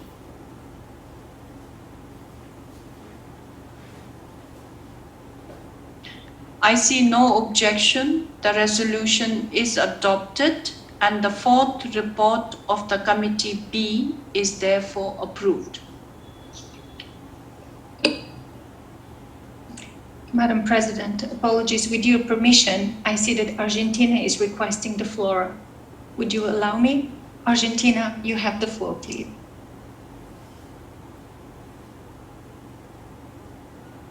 Argentina is pleased to deliver this explanation of position on behalf of the following 32 member states: Argentina, Australia, Austria, Belgium, Bosnia and Herzegovina, Canada, Czechia, Denmark, the Dominican Republic, Estonia, Finland, France, Germany, Iceland, Ireland, Japan, Latvia, Luxembourg, Malta, Mexico, Monaco, Montenegro, the Netherlands, New Zealand, North Macedonia, Norway, Portugal, Romania, Slovenia, Spain, Sweden, the United Kingdom, the United States of America, and Vanuatu. We take the floor to provide an explanation of position on our support for the consensus adoption of this important resolution on our shared commitment to addressing violence against children. It is in the spirit that we reluctantly agreed to withdraw a critical paragraph from the final resolution in order to not break our long-standing practice of not voting on technical issues. We remain disappointed that similarly long-standing practice of this association was not employed by objecting member states. However, we want to take this opportunity to again reiterate our support for comprehensive sexuality education for children to realize their health, well-being, and dignity, to learn how to build healthy relationships, and to build communication, self-protection, and risk reduction skills as a fundamental part of efforts to prevent, recognize, and respond to violence against children. The term comprehensive sexuality education is based on already agreed consensus language used in other UN fora. And we believe we must continue our discussions to evolve our language in the World Health Assembly to this evidence-based standard for the benefit of all children everywhere. Information allows for understanding. Understanding is a pathway to tolerance. And tolerance leads to acceptance, inclusivity, and empowerment. We must be bold and we must act together to continue the discussions that we started during the World Health Assembly to move forward on these important issues as we build back better and meet our shared goal of ending violence against children. Thank you very much.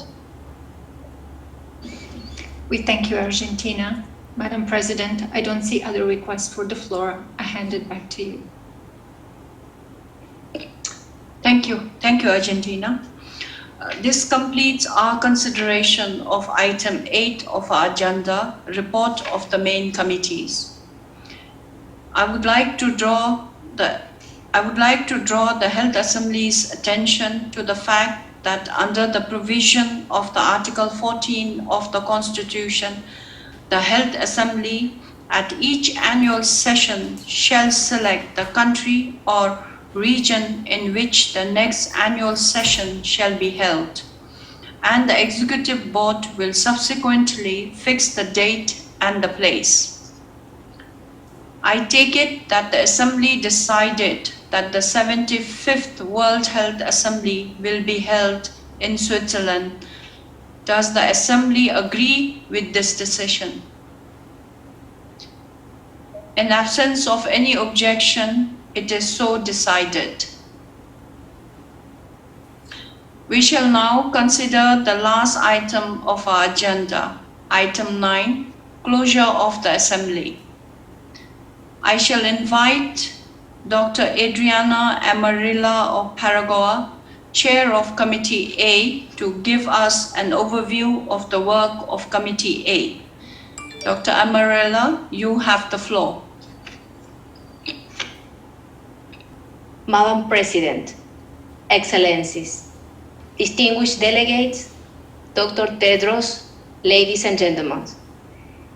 It is with great pleasure that I present to you this report on the work of Committee A during 74th World Health Assembly.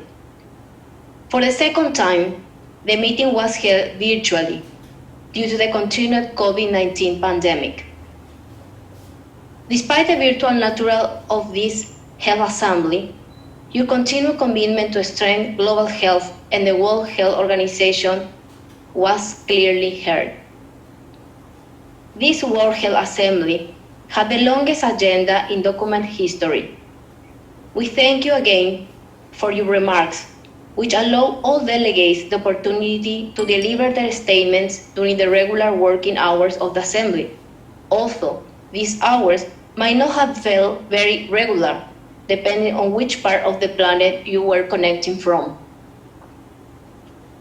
We miss chatting with you, but appreciate hearing your verbal statements and videos through the virtual platform. To address the exceptional circumstances, additional time was allocated for member states' statements on items related to public health emergencies and mental health preparedness for and response to the COVID-19 pandemic. Following the Executive Board's invitation to consider alternative modalities to allow more meaningful participation of non-state actors, we integrate a statement for non-state actors to be delivered in group of constituencies in select agenda items of this year's Health Assembly. I believe this was a successful way to incorporate all perspectives into the debate. We have successfully completed the full agenda in a productive and efficient manner. The agenda items we cover are essential to the future work of the World Health Organization and to us all. Committee A approved 12 resolutions and decisions and also considered and noted numerous technical reports. We have substantially contributed to this pivotal moment in global health history. Just a few of the notable achievements over this last week include our approval of a 16% increase in the World Health Organization program budget, allowing World Health Organization to be better resourced for current and future global health issues. Reduction of the burden of non-communicable disease through strengthening prevention and control of diabetes 100 years after the discovery of insulin. Implementation, monitoring, and evaluation of the Immunization Agenda 2030 to integrate immunization service to reach all people with life-saving vaccines. Support for a stronger preparedness and response, including for mental health, and approving the special session of the World Health Assembly in November 2021 to begin a very important process towards agreeing on a global instrument to further strengthen pandemic preparedness and response. Madam President, Excellencies, distinguished delegates, Director General, and staff of the World Health Organization, it has been a privilege to serve as a Chair Committee A. I wish to thank you for electing me to this role and for the opportunity to contribute to the critical work of this committee. I would also like to extend my thanks to Committee B for the support in taking on the deliberation on the 2030 Agenda for Sustainable Development, Health Workforce, Global Strategy for Women's, Children's, and Adolescents' Health, Social Determinants of Health, and Interpersonal Violence. Without your support, we might still be taking intervention from the floor now. I thank you, Madam President, for your leadership during this Health Assembly. I also commend my vice-chairs, Dr. Sweli Mis from South Africa and Dr. Ali Mohammed Mifat Al-Sinati from Libya, as well as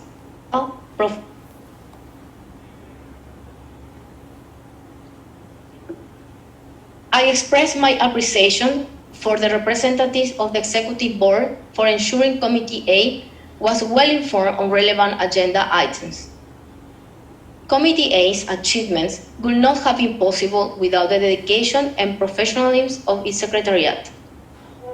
I would like to thank the Secretariat of Committee A, Carmen Dolea and Ian Roberts, for their guidance, the Assistant Secretariat for the grateful moderation, the support office who made the assembly flow smoothly, the wonderful interpreters and translators, the tireless IT team from their incredible work, and all the staff working behind the scenes.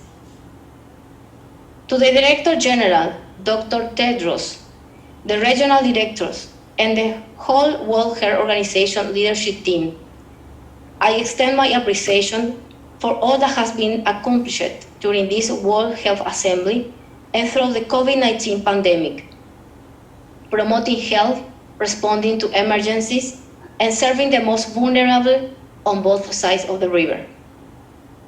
I would also like to recognize the hardworking staff members of the World Health Organization for their constant commitment to improving the health of all people across the world, and to appreciate this year as the year of the World Health Organization's workforce.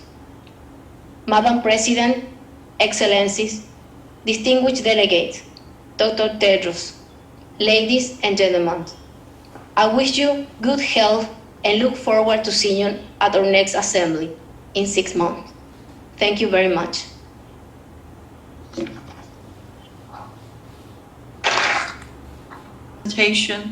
And for outstanding way in which you have presided over the committee. I shall now invite Dr. Iframi Watanabeta of Fiji, Chair of Committee B, to give us an overview of the work of Committee B. Dr. Wagenabeta, you have the floor.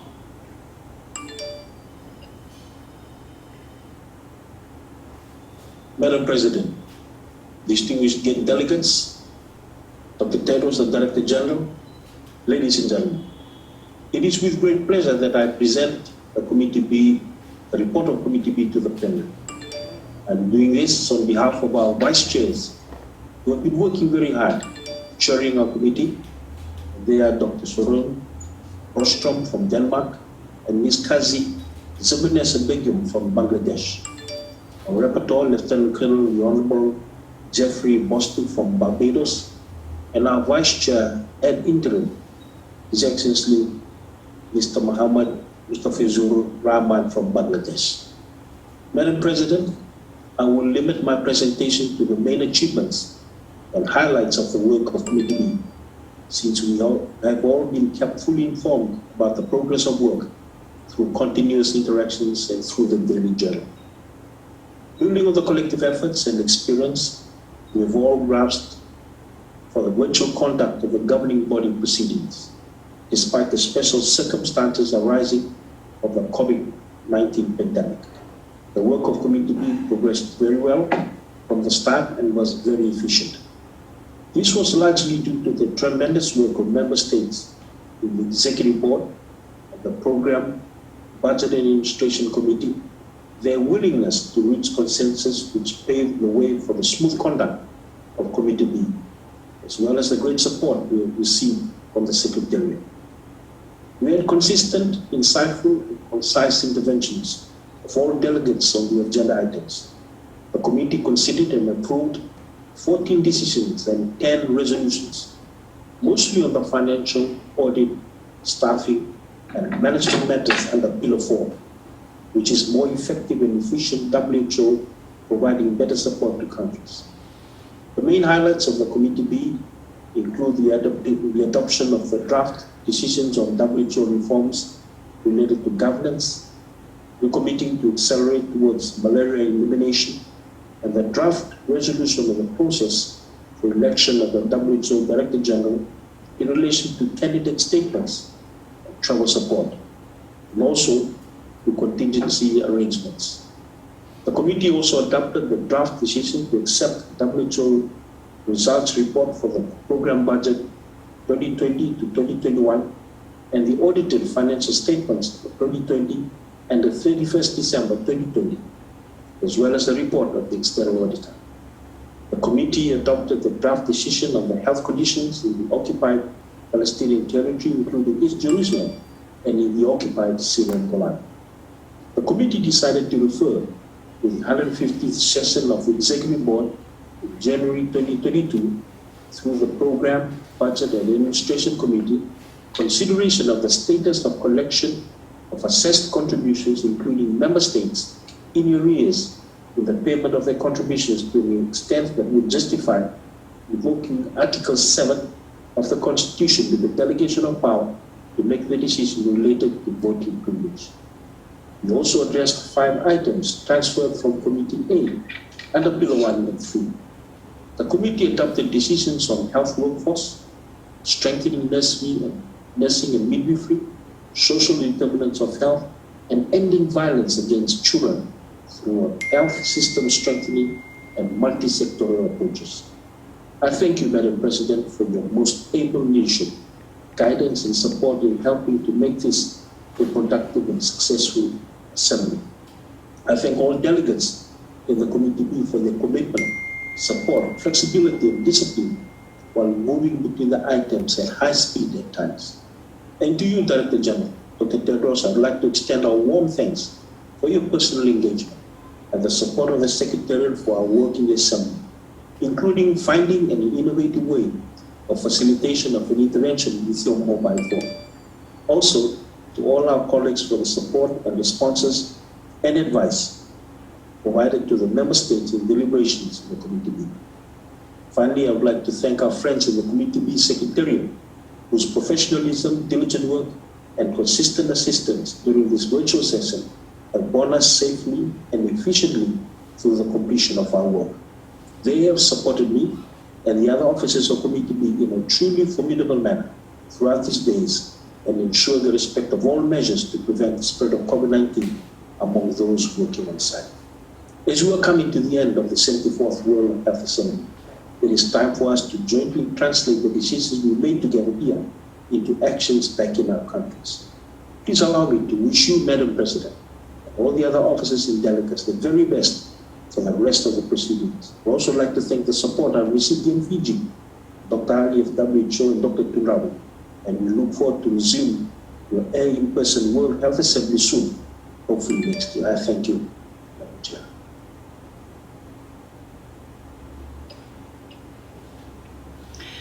I wish to thank you for your comprehensive report and your contribution to the work of the committee. Now that the main committee have completed their work, including consideration of the Executive Board's report, we are in the position to formally take note of these reports. I take it that the Assembly wishes to commend the Board on the work performed and express our appreciation to the dedication in which it was carried out, the task that is entrusted to it. Is the Assembly ready to take note of these reports? I see no objection. It is so decided.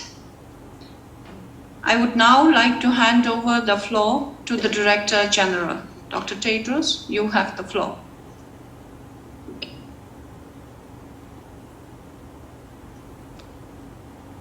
Thank you so much, Madam President. Kadinche.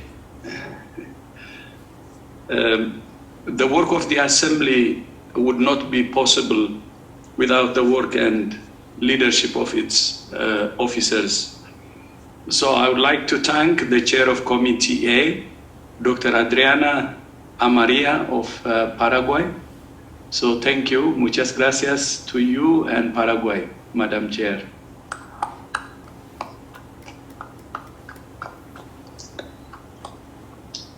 And the Chair of Committee B, Dr. Ifremi Wangainabete, Vinaka to you, Your Excellency, Vinaka to you and Fiji. Thank you so much for your leadership.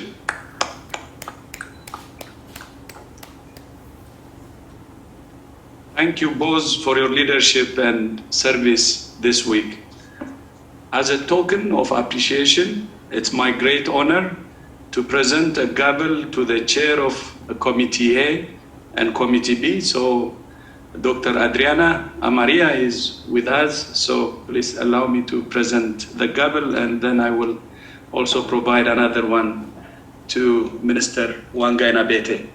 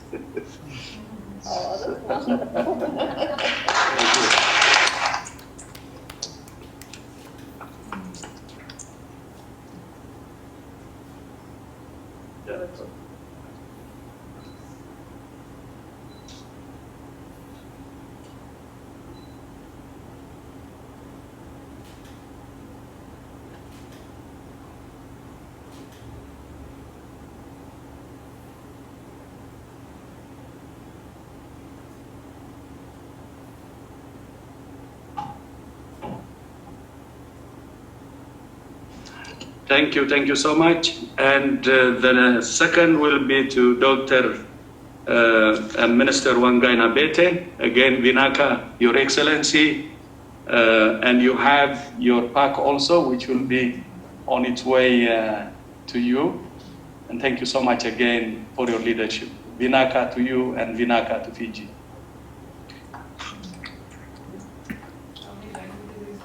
उन्होंने वहाँ से किया था, virtual किया था पूरा।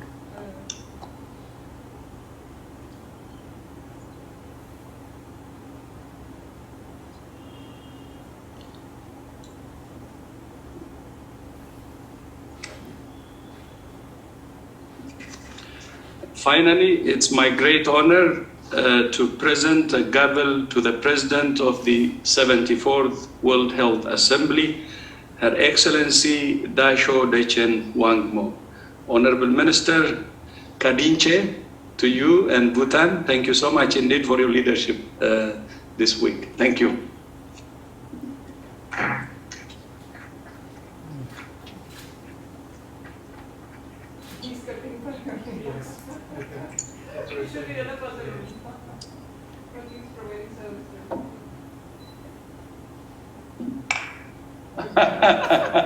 Make some noise. Thank you. Thank you.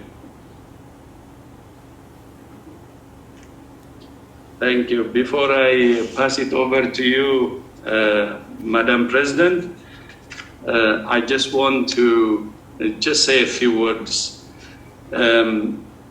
We had colleagues, actually advocates for climate change, who visited us last Saturday, led by Professor Valerie du Acremont, and I received a letter plus from them and signed by hundreds of public health experts and health workers.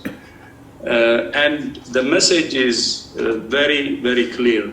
It says in a summary, act now for life to recognize climate change as a health emergency.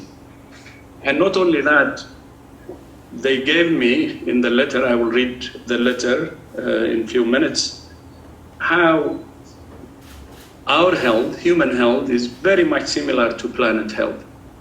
As you know, human health, 37 degrees centigrade is healthy. If you add 2, which is 39, you're sick. If you add further 2 and it's 41 degree will be mortal danger. And then if you add more and it's plus 5 degrees centigrade, 37 plus 5, that's too late. And for the planet, the same. So we need to take care of ourselves and our planet. And then the recommendations they have made is, I will not read the whole letter, but just focusing on the headlines. Number one is focus on preventive rather than curative care. Second, promote a more sober and equitable medicine. Third, develop environmental friendly, healthy structures. And fourth, focus on community-based care and support. 5, respect the natural environment. 6, organize information and education. And 7, involve the population and patients in strategic decisions. And in all that, leadership is key, and this is a message to you, which they asked me to pass to all member states. I'm glad to have this opportunity to pass it over to you. But I would like to thank Professor Valeri, the Acremont, and others who are advocating for human health and planet health. The two are interlinked, and we should act now for life, as they have said, and they should be treated as a matter of emergency, or we have to treat it with a sense of urgency. Thank you so much. With that, back to you, Chair. Thank you. Thank you again for your leadership. Thank you, Dr. Tedros, for sharing that.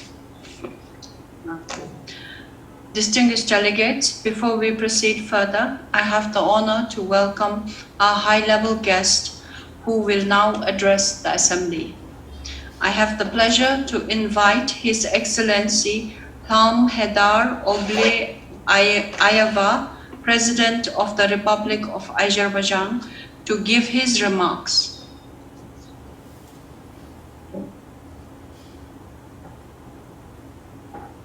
Distinguished Director General, distinguished delegates, I would like to start by expressing my gratitude for the invitation to address the 74th session of the World Health Assembly, which takes place in a very challenging time for the global health agenda due to the current COVID-19 pandemic.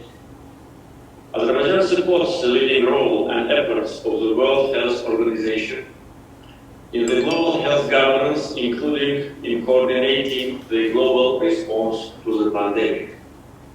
From the very first days of the pandemic, Azerbaijan has taken practical measures to minimize negative impact of COVID-19 on the population and to keep the situation under control. Within a short period of time, 13 modular hospitals and 1 regular hospital were built.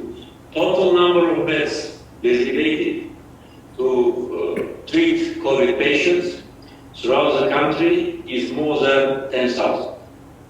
At the same time, the socio-economic stimulus package worth almost $2 billion have been released in order to support COVID-affected people and business.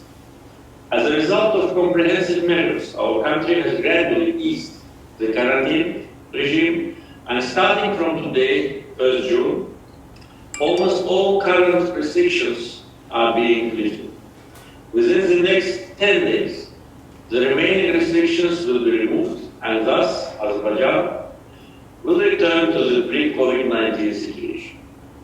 We have launched immunization campaign since mid-January this year, using 99.94% of Sinovac vaccine, and the rest, AstraZeneca and Sputnik vaccines. 2 million vaccine doses have already been administered. This number constitutes 20% of our total population. All the citizens above 18 years old can get vaccinated voluntarily. COVID-19 passports are issued for those vaccinated. We welcome the designation of 2021 as a year of health and care workers. Azerbaijan has very fruitful cooperation with the World Health Organization. Last year, the World Health Organization hailed Azerbaijan as an exemplary country in fighting the pandemic. Azerbaijan has always propagated the importance of demonstrating a committed global solidarity to overcome the pandemic. In this capacity, as the chair of the non-aligned movement, Azerbaijan has initiated a number of global initiatives, in particular, the holding of the summit of the non-aligned movement in May 2020, and convening a special session of the United Nations General Assembly at the level of the heads of state and government in December 2020, which was supported by more than 150 states. Azerbaijan has made voluntary financial contribution to the World Health Organization in the amount of $10 million and provided humanitarian and financial assistance to more than 30 countries with regard to coronavirus. Azerbaijan publicly condemns actions of some countries which purchase several times more vaccines than their actual needs and deprive developing countries from protecting their populations. The persisting vaccine nationalism and deepening inequality in access to vaccines between developing and developed countries are disturbing. According to international reports, so far, more than 82% of the world vaccine doses have been purchased by wealthy countries, while only 0.3% have gone to low-income countries. To address this challenge, Azerbaijan, on behalf of the non-aligned movement, initiated a resolution on ensuring equitable, universal access for all countries to vaccines in the UN Human Rights Council, which was unanimously adopted this March. We strongly encouraged developed countries and international donor organizations to support developing, in particular, least developed countries to this end. Thank you.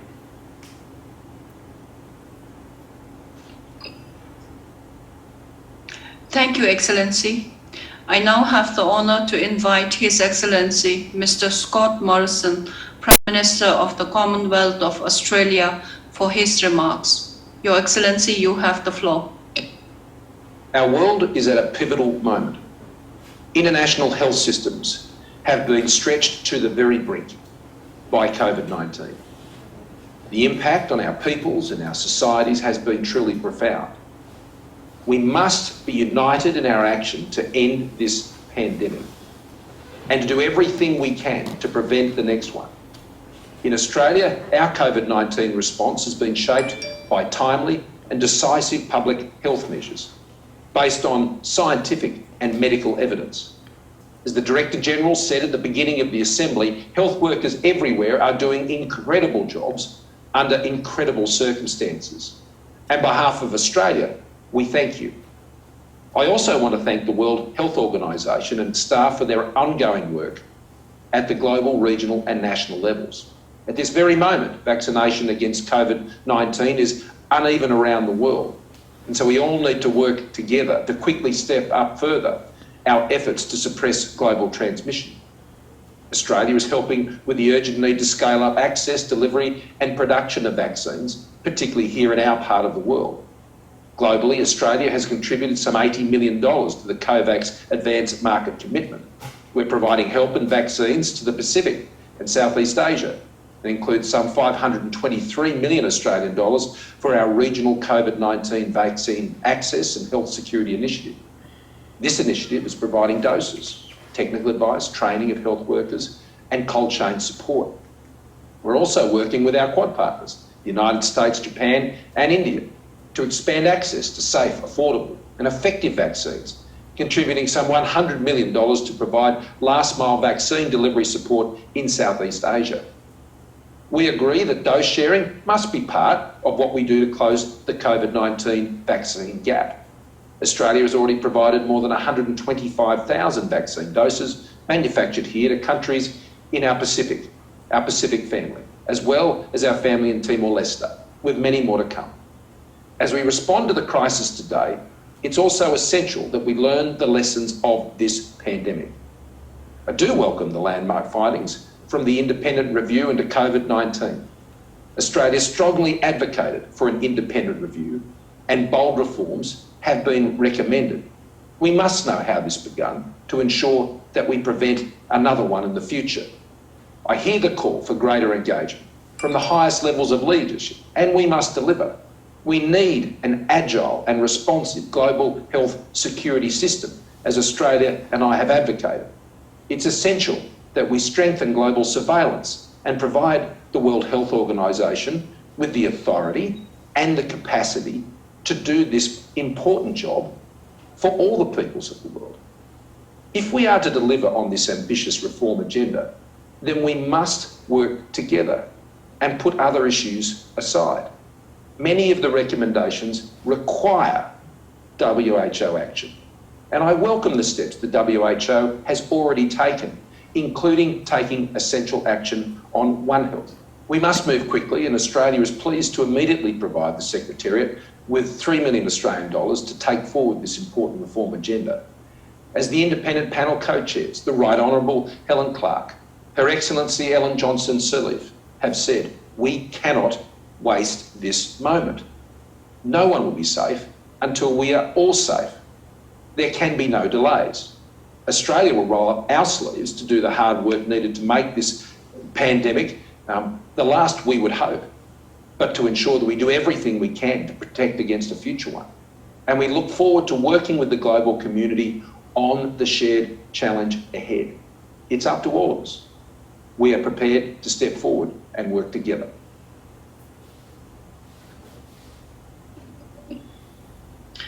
Thank you, Your Excellency. I shall now like to invite the President of Republic of Kazakhstan, His Excellency Kassym-Jomart Tokayev, for his remarks.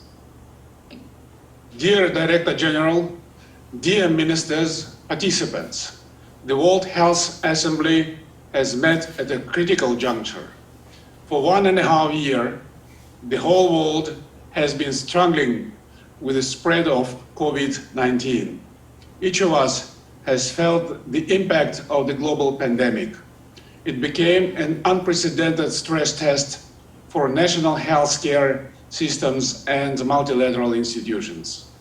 Throughout the global crisis, the World Health Organization has been actively engaging with member states. With its knowledge, passion, and expertise, the organization has led both developing and developed countries in the fight against the virus.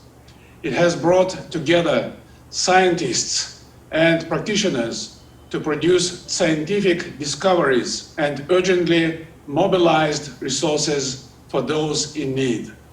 Today, standing together at the pivotal moment of the pandemic, this Assembly provides a great chance to chart our future course based on solidarity and collective responsibility. As humanity, we need to learn the hard lessons of the past and present. We fully support proposals voiced by Director General Dr. Tedros Ghebreyesus aimed at reforming the WHO and making it a stronger, more effective, and financially independent international organization. An organization which is able to respond to all future challenges. Ladies and gentlemen, more than 3 decades after the Alma-Ata Declaration on Primary Health Care back in 1978, inequity in access to health care still persists. Our country is continuing to promote its essential principles within its successor, the 2018 Astana Declaration on Primary Health Care at bilateral and multilateral levels. The pandemic made it more than evident that a strong primary health care system is a crucial element of the effective response to any infectious disease. Together with the WHO, we intend to strengthen its regional office on primary health care in Almaty, so it can serve all countries of Central Asia and beyond. To conclude, I once again confirm Kazakhstan's unwavering commitment to the WHO. Thank you. Thank you, Your Excellency. I'm delighted and honored to now invite the Prime Minister of Kingdom of Bhutan, His Excellency Dr. Dasho Lodin Tsering, for his remarks. Madam President, Dr. Tedros, ministers and distinguished delegates, I have the honor to convey the prayers of His Majesty the King, Her Majesty the Queen, and people of Bhutan, the land of gross national happiness. As a medical professional, I'm always excited to be part of any event that is dedicated to health and well-being of humanity. And this year, the World Health Assembly becomes even more compelling as we gather to make decisions that are urgent, dynamic, and of huge impact to millions of lives. I've never imagined that I would have to live through such a pandemic in my life.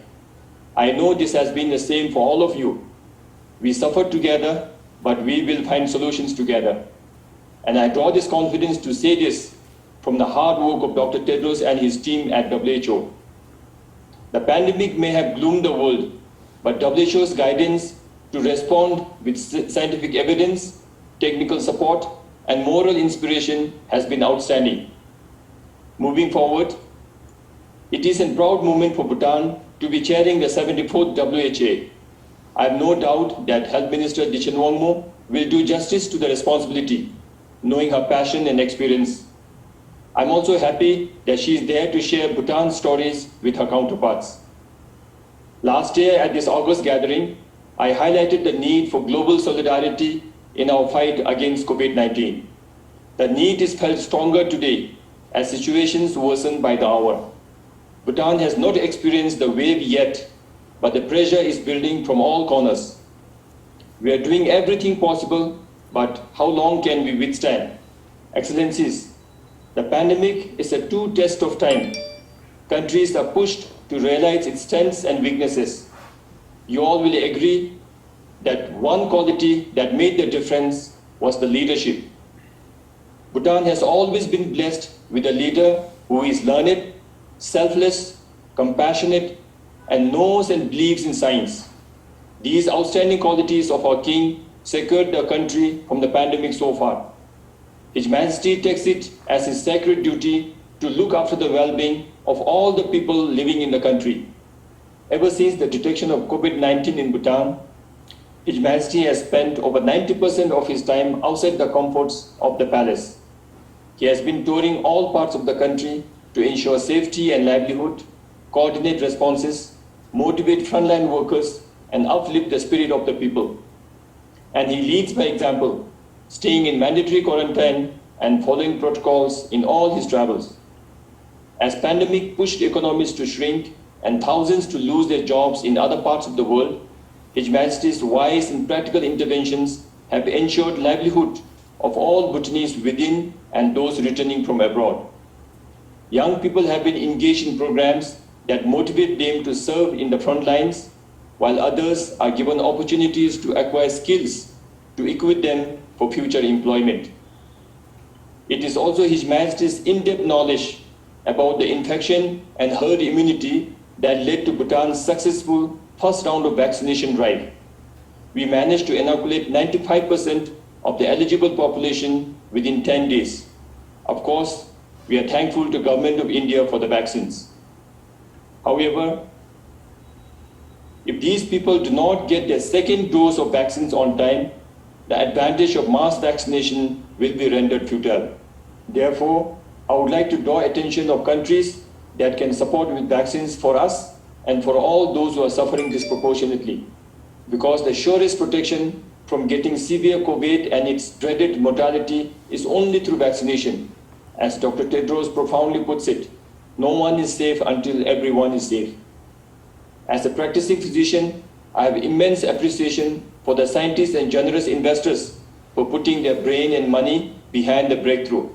Messenger RNA technology, in addition to the vaccines, will open up its applications in medical science hereafter. Excellencies, while working to see the end of this pandemic soon, we must also be mindful of the consequences if routine health services are not given due attention, and if preparation for future pandemics are inadequate, we do not know when SARS-CoV-2 will surface. It will be our fault if we are not prepared. Therefore, moving forward, WHO's role is increasingly becoming invaluable. With all the experience now, we are hopeful that the world will see even quicker and coherent progress in all the health-related domains hereafter. I would like to take an opportunity to say a special thank you to Dr. Tedros for the undeterred service to mankind at this critical time. Generations will remember you with much gratitude. On the similar note, besides the official partnership, the personal care and support we received from Dr. Poonam, from WHO Sero, and the country office in Thimphu made a lot of difference in this battle. Lastly, I would like to assure everyone that during Bhutan's presidency year, we will do whatever it takes for a happier and healthier world. I look forward to meeting you all next year with the pandemic well behind us. For now, I end with prayers for the lives lost to the pandemic across the globe. Wishing you strength and more courage. Thank you and Tashidele.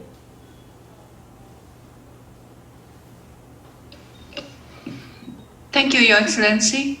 It is my pleasure now to invite His Excellency Muhammad Ashraf Ghani, President of the Islamic Republic of Afghanistan, to give his remarks. Excellency, you have the floor. Bismillahirrahmanirrahim.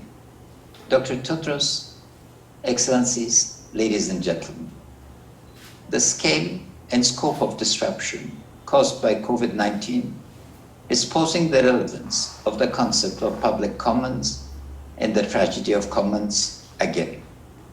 The good news is that there is an emerging consensus on the need to look at public health as a global public good in our interconnected world. The bad news is that the behavior of the international community is still marked by practices that have repeatedly led to the tragedy of commons, where pursuit of short-term interest by some member causes significant losses to the community.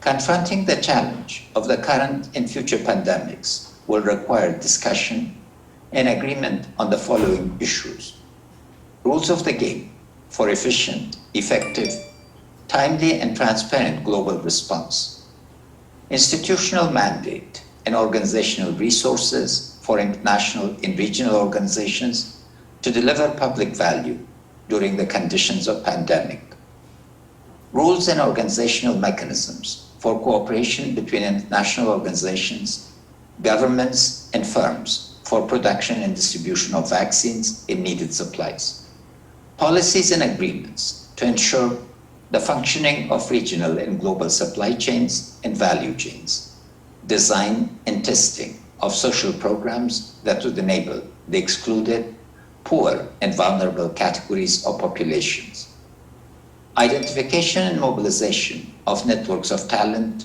that would be able to offer relevant advice on policy and implementation, and providing support for enhancement of systems of digitalization.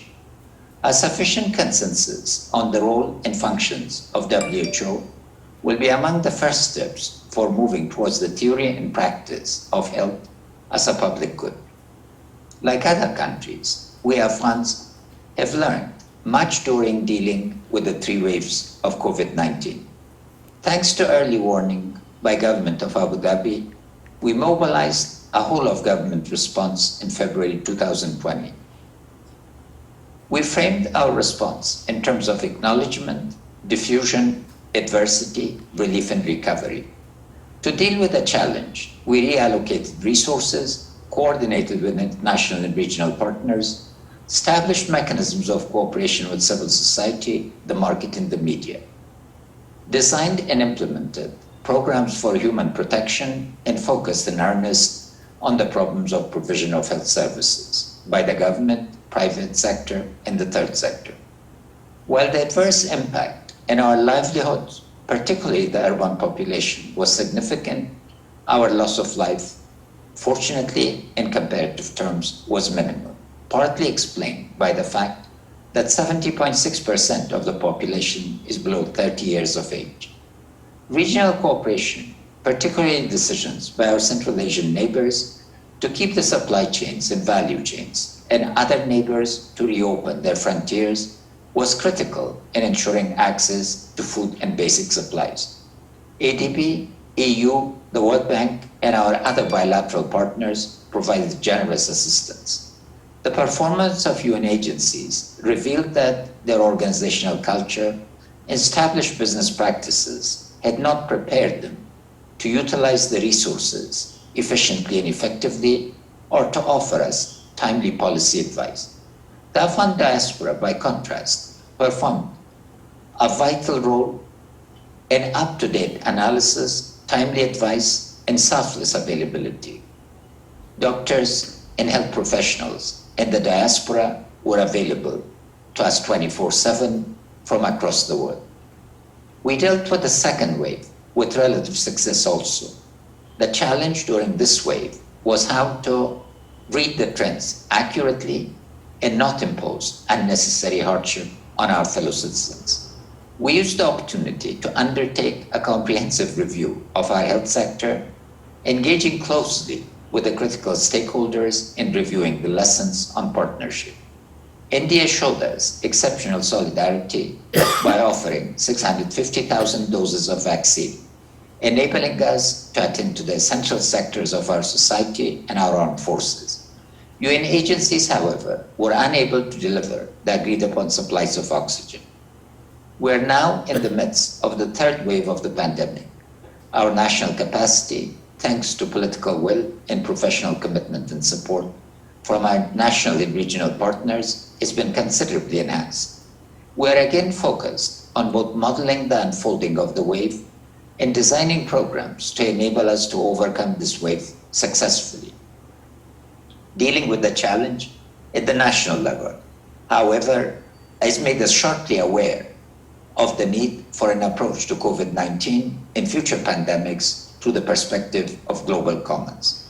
Not only the international community is the knowledge and resources to avoid the tragedy of commons, the imperative of protecting and enhancing the quality of our lives, livelihoods, and well-being depend on cooperation at the global level.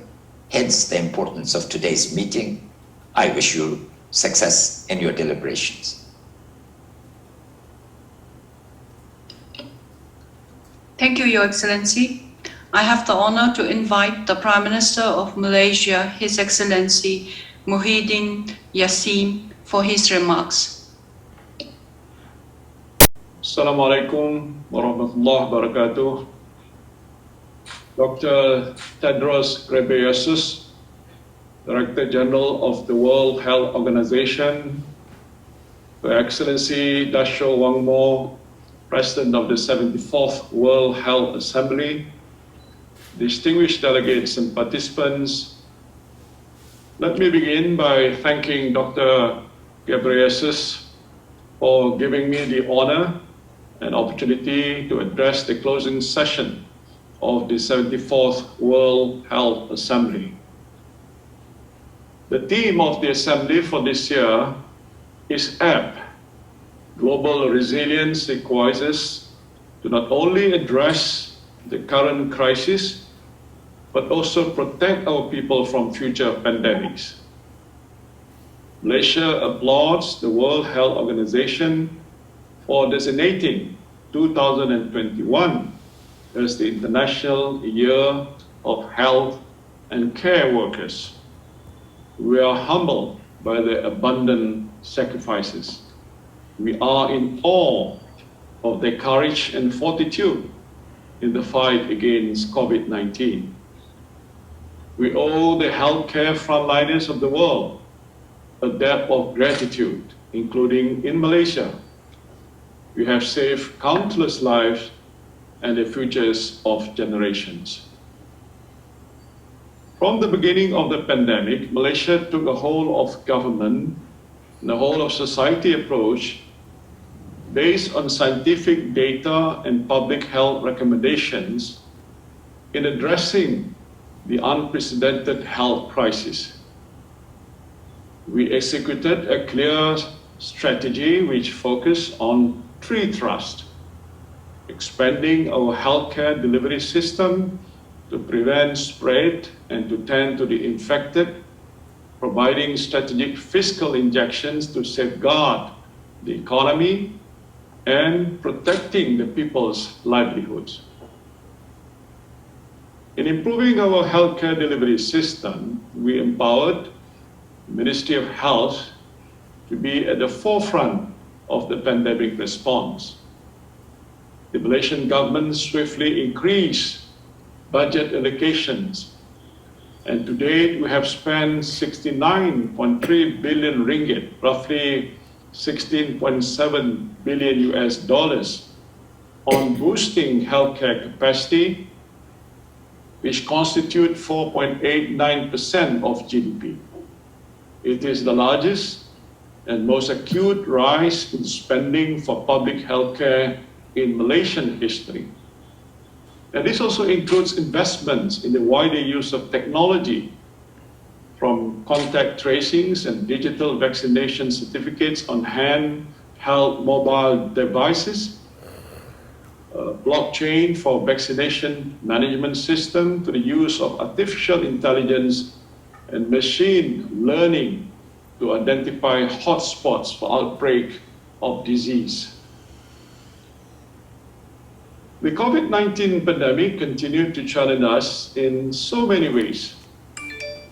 Aerosol transmission, multiple variants, and pandemic fatigue have made containment of the infection difficult, especially for countries like Malaysia, where our economy is driven by small and medium enterprises in our multi-racial demography, where culture is diverse.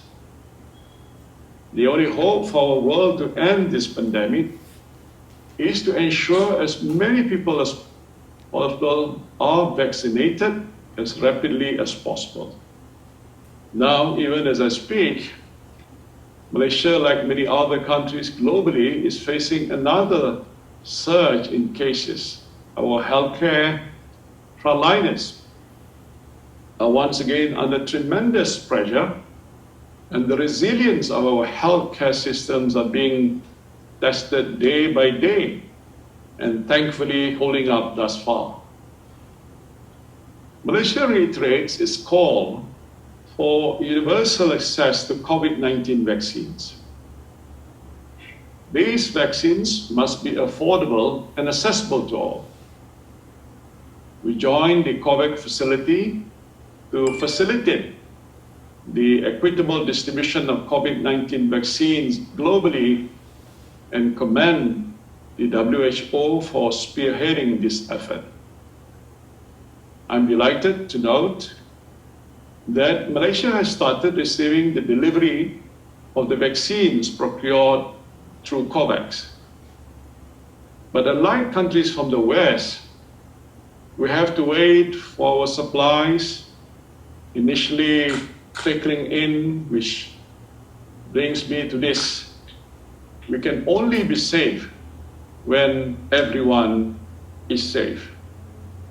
Vaccine equity is still a major issue, and we cannot win this war against the virus unless everyone has equal and rapid access to vaccines. Malaysia's commitment to the universal health care extends to its non-citizens. The government of Malaysia continues to provide free health screening and treatment for COVID-19 infections, and will offer free vaccination to everyone in our country, whatever their citizenship or immigration status. Since last February, under the Malaysia's National COVID-19 Immunization Program, we have successfully inoculated just over 5% only of our population. And this is nowhere as fast as we had hoped, but our pace is very much dependent on the supply and delivery of vaccines from the manufacturers.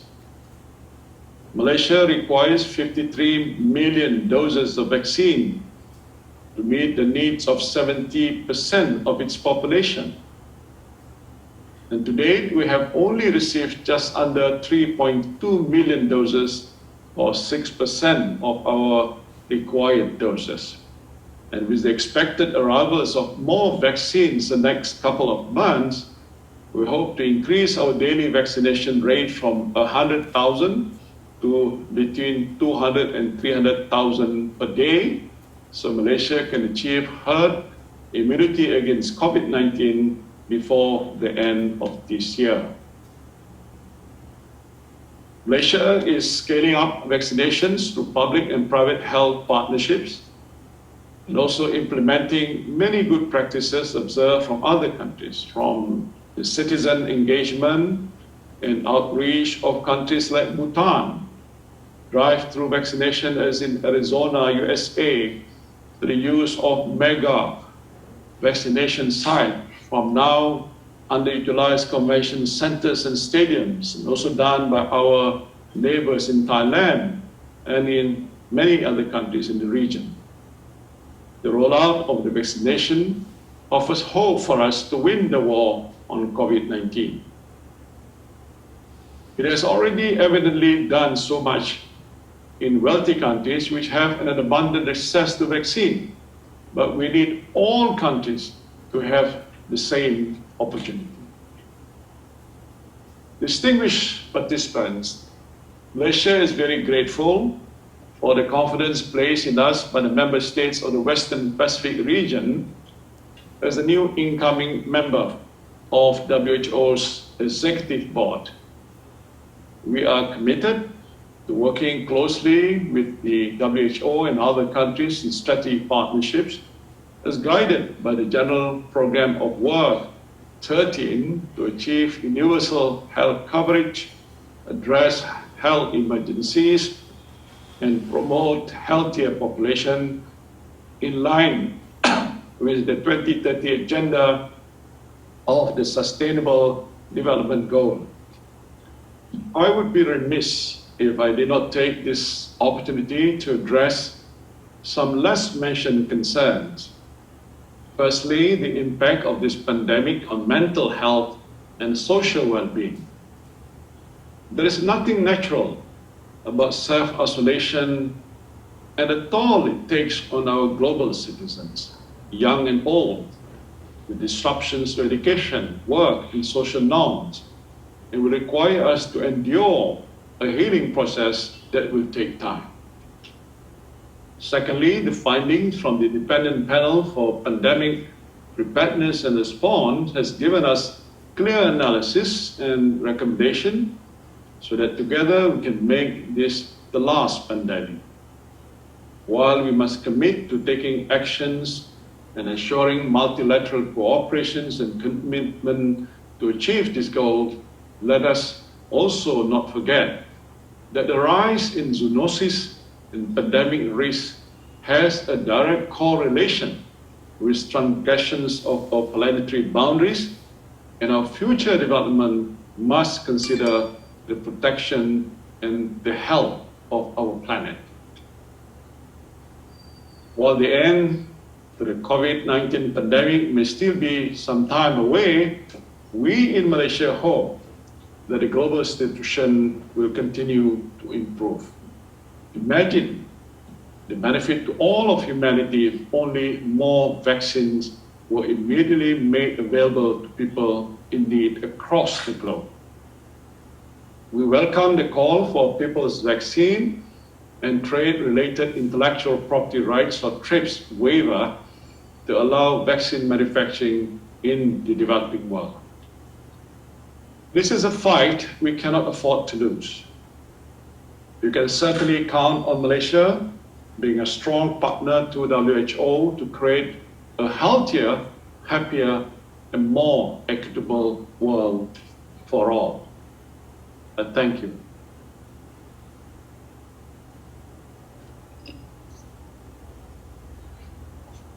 Thank you, Excellency. Finally, it is my pleasure to give the floor to President of Argentina, His Excellency, Mr. Alberto Fernandez, for his remarks. Quiero empezar por agradecer la invitación que he recibido de poder participar en la The Asamblea. invitation given to me to participate in this World Health Assembly. I'm very grateful for the invitation because in Argentina we are going through very, very difficult times, as indeed the rest of the world has been and still is. We're not the only country going through the worst time of the pandemic. Inter alia, the pandemic has exposed the rampant inequalities around the world, the concentration of income in a few hands and the suffering of poverty by many millions.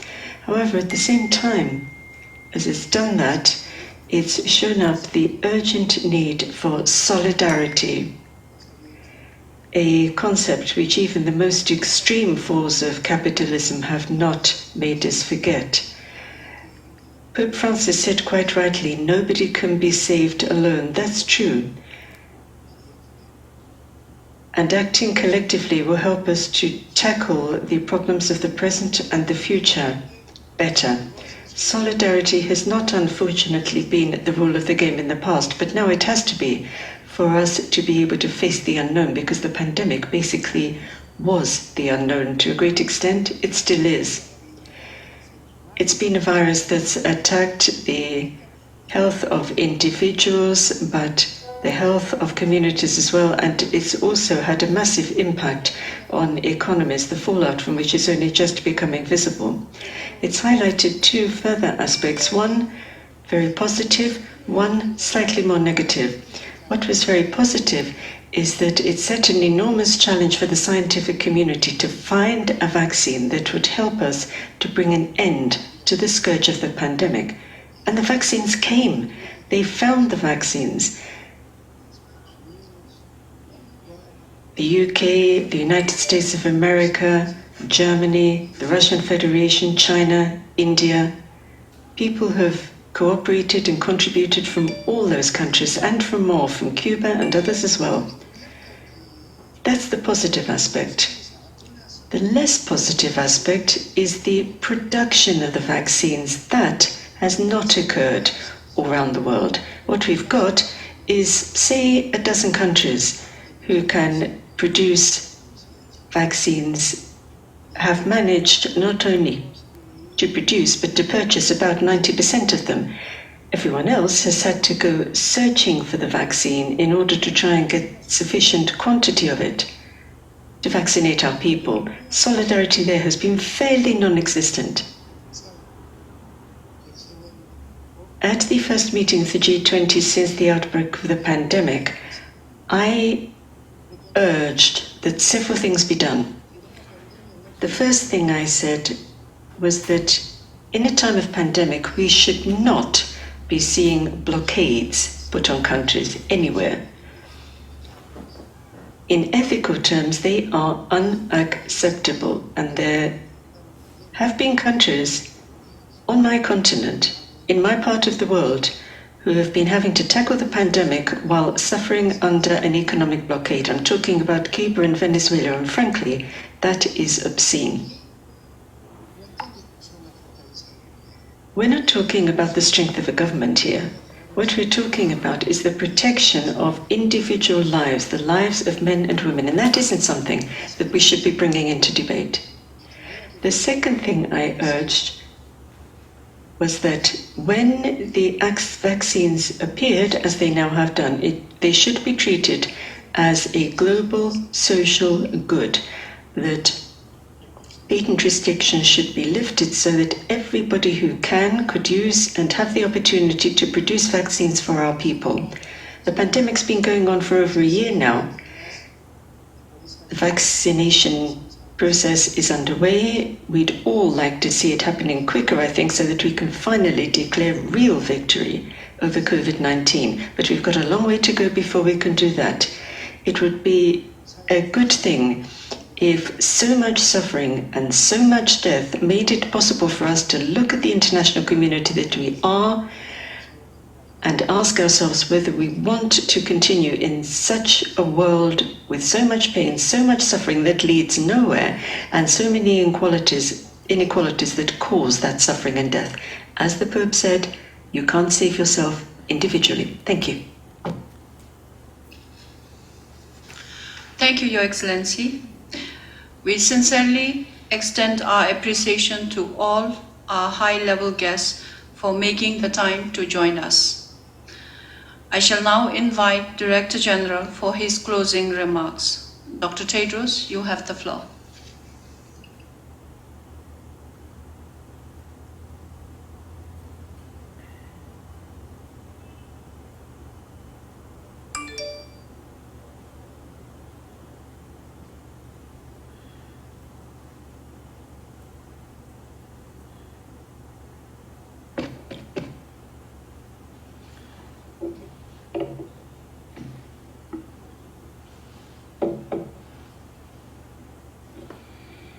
Your Excellency, Madam President, Excellencies, colleagues and friends.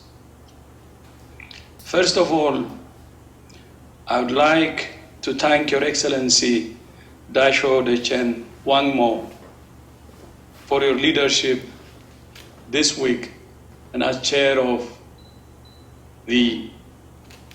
President of the 74th World Health Assembly. I would also like to thank the chair of the committee, Dr. Adriana Amaria,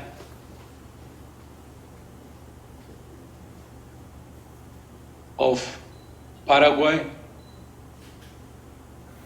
and the chair of Committee B, Dr. Ifremi Wangiabete of Fiji. Thank you both for your leadership this week.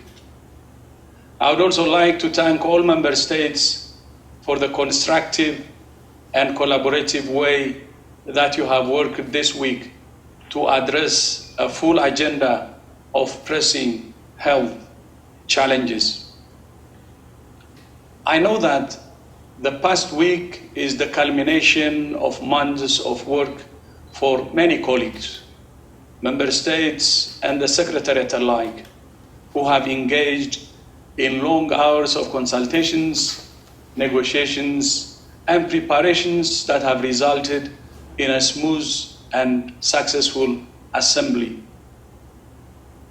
You have adopted more than 30 resolutions and decisions on diabetes, disabilities, ending violence against children, eye care, HIV/AIDS, hepatitis, and sexually transmitted infections, local production of medicines, malaria, neglected tropical diseases, non-communicable diseases, nursing and midwifery, oral health, social determinants of health, and strategic directions for the health and care workforce.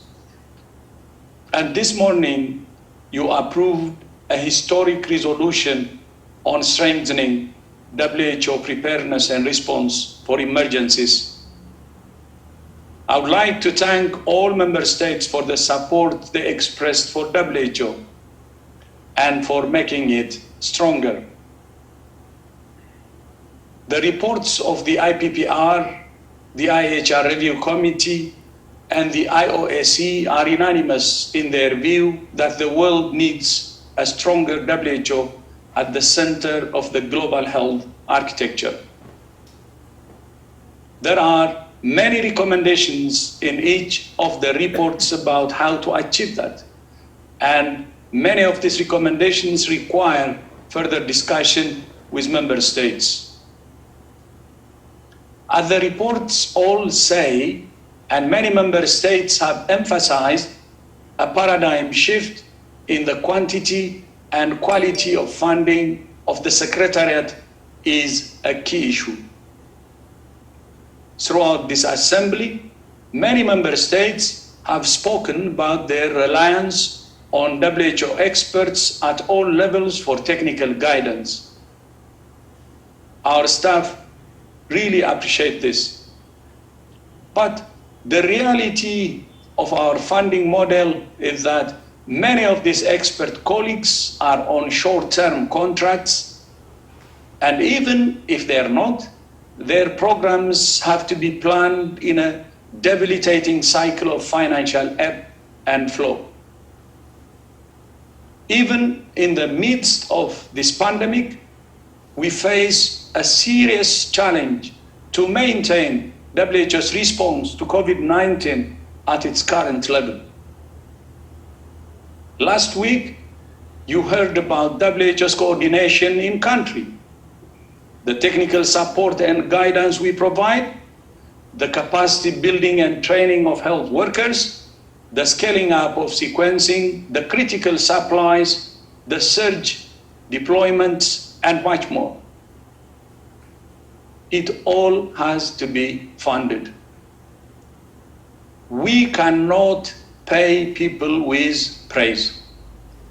And WHO cannot grow stronger without sustainable financing. This is not a new issue. More sustainable financing has been one of my priorities as part of the WHO transformation. However, there have been two big differences at this assembly. First, the message that a strong WHO needs to be properly financed has been amplified by all the expert reviews that reported to this assembly. But the second thing that is different is that we have a way forward. I thank the Working Group on Sustainable Finance for its work so far and for its encouraging interim report to this assembly. And thank you especially to Germany and Björn Kummel for their leadership of this initiative. We look forward to its final report to the Executive Board in January. I also thank Member States for approving the planned program budget for 2022 and 2023. For the long-term strengthening of WHO, I urge Member States to seize this pivotal moment and chart a course to a sustainable financial model through the recommendations of the Working Group. In the medium term, I ask that you fully fund the next program budget. And in the short term, I ask you to fill the significant shortfall in the WHO Strategic Preparedness and Response Plan with the flexible funding we need to deliver on the promise of the ACT Accelerator and save lives. The theme of this assembly is, as you know, ending this pandemic, preventing the next one. The reality is we still have a lot of work to do to end this pandemic. We're very encouraged that cases and deaths are continuing to decline globally. But it would be a monumental error for any country to think the danger has passed. The tailored and consistent use of public health measures in combination with equitable vaccination remains the way out. I urge all member states to commit to supporting the targets I set out on Monday to achieve vaccination of at least 10% of the population of all countries by the end of September and at least 30% by the end of the year. One day, hopefully soon, the pandemic will be behind us. But the psychological scars will remain for those who have lost loved ones, health workers who have been stretched beyond breaking point, and the millions of people of all ages confronted with months of loneliness and isolation. And we will still face the same vulnerabilities that allowed a small outbreak to become a global pandemic. The questions the pandemic is asking us cannot simply be answered with new institutions, mechanisms, facilities, or processes. The challenges we face are profound, and so must be the solutions we design. Strengthening WHO certainly means strengthening the Secretariat, but it also means strengthening the bond between member states, which is very crucial. That's why the one recommendation that I believe will do most to strengthen both WHO and global health security is the recommendation of a treaty on pandemic preparedness and response. That could also improve, as I said earlier, the relationship between member states and fosters cooperation. This is an idea whose time has come. We need a generational commitment that outlives budgetary cycles, election cycles, and media cycles. That creates an overarching framework for connecting the political, financial, and technical mechanisms needed for strengthening global health security. At present, pathogens have greater power than WHO. They are emerging more frequently in a planet out of balance. They exploit our interconnectedness and expose our inequities and divisions. The safety of the world's people cannot rely solely on the goodwill of governments. Every government is responsible for and accountable to its own people. But member states can only truly keep their own people safe if they are accountable to each other at the global level. The defining characteristic of the pandemic is the lack of sharing of data, information, pathogens, technologies, and resources. These are the challenges we have been facing since the pandemic started, and even before. A treaty would foster improved sharing, trust, and accountability, and provide the solid foundation on which to build other mechanisms for global health security. For peer review of national capacities, for research and innovation, for early warning, for stockpiling and production of pandemic supplies, for equitable access to vaccines, tests and treatments, for an emergency workforce, and much more. A treaty is a promise to future generations to sustain political and financial commitment. Crucially, an international agreement of any kind must be designed and owned by all member states. All. It must be truly representative and inclusive. It must be thorough and carefully considered. But it must also be urgent. We don't have time. There is no reason we can't do both. We must seize the moment. In the coming months and years, other crises will demand our attention and distract us from the urgency of taking action now. If we make that mistake, we risk perpetuating the same cycle of panic and neglect that has held us to the point. We appreciate the strong support expressed by dozens of member states for the idea of a global agreement on pandemic preparedness under Article 19 of the WHO Constitution. More than 60 countries have sponsored it, as the ambassador of Chile said earlier. We look forward to discussing this idea further with member states at a special session of the World Health Assembly in November.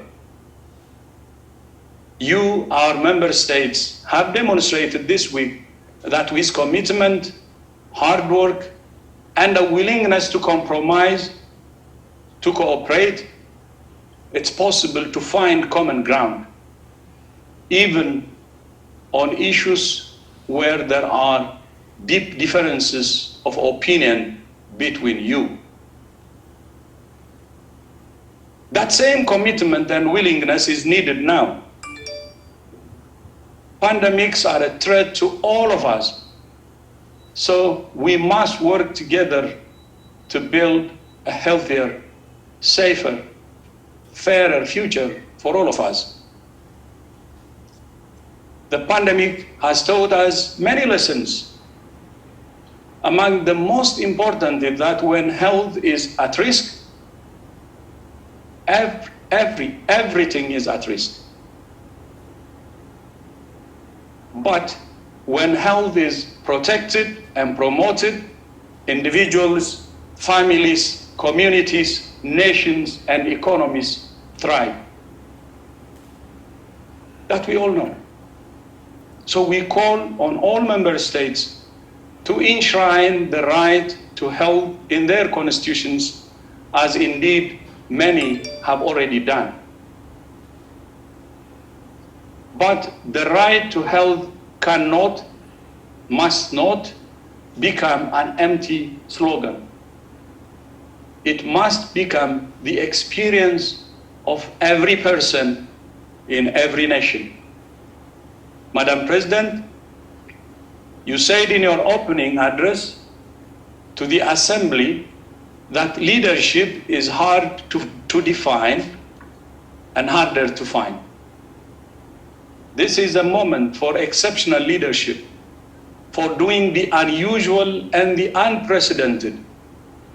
We must approach the future with open eyes and open arms.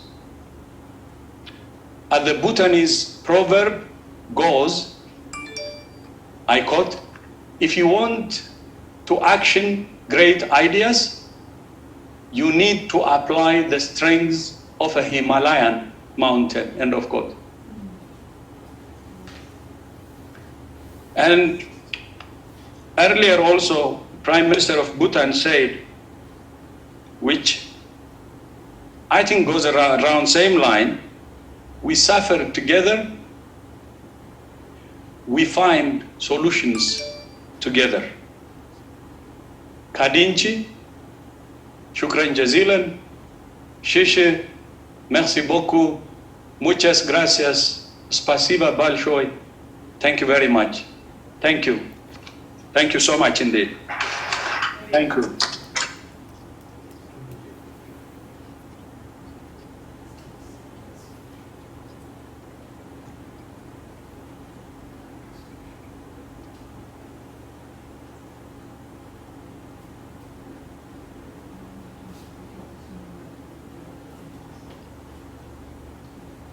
Thank you, Dr. Tedros, for that inspirational speech.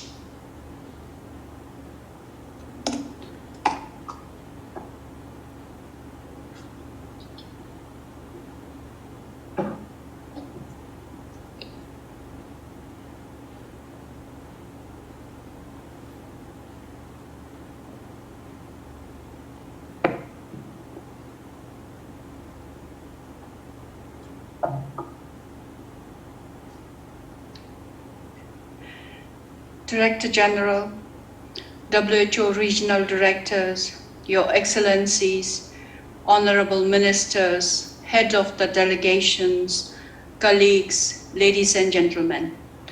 I would like to take this opportunity to make a very brief remark as this session of the Health Assembly draws to a close. It is a profound honor for my country, Bhutan, and for me personally to serve as the President of the 74th World Health Assembly.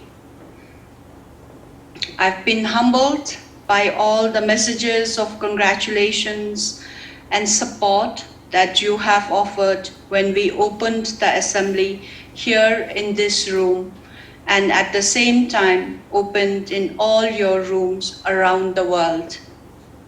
So please allow me to offer my gratitude in return to all of you in joining the meeting today by the Zoom platform for successfully co-staging this event. For many of you, it has been not easy.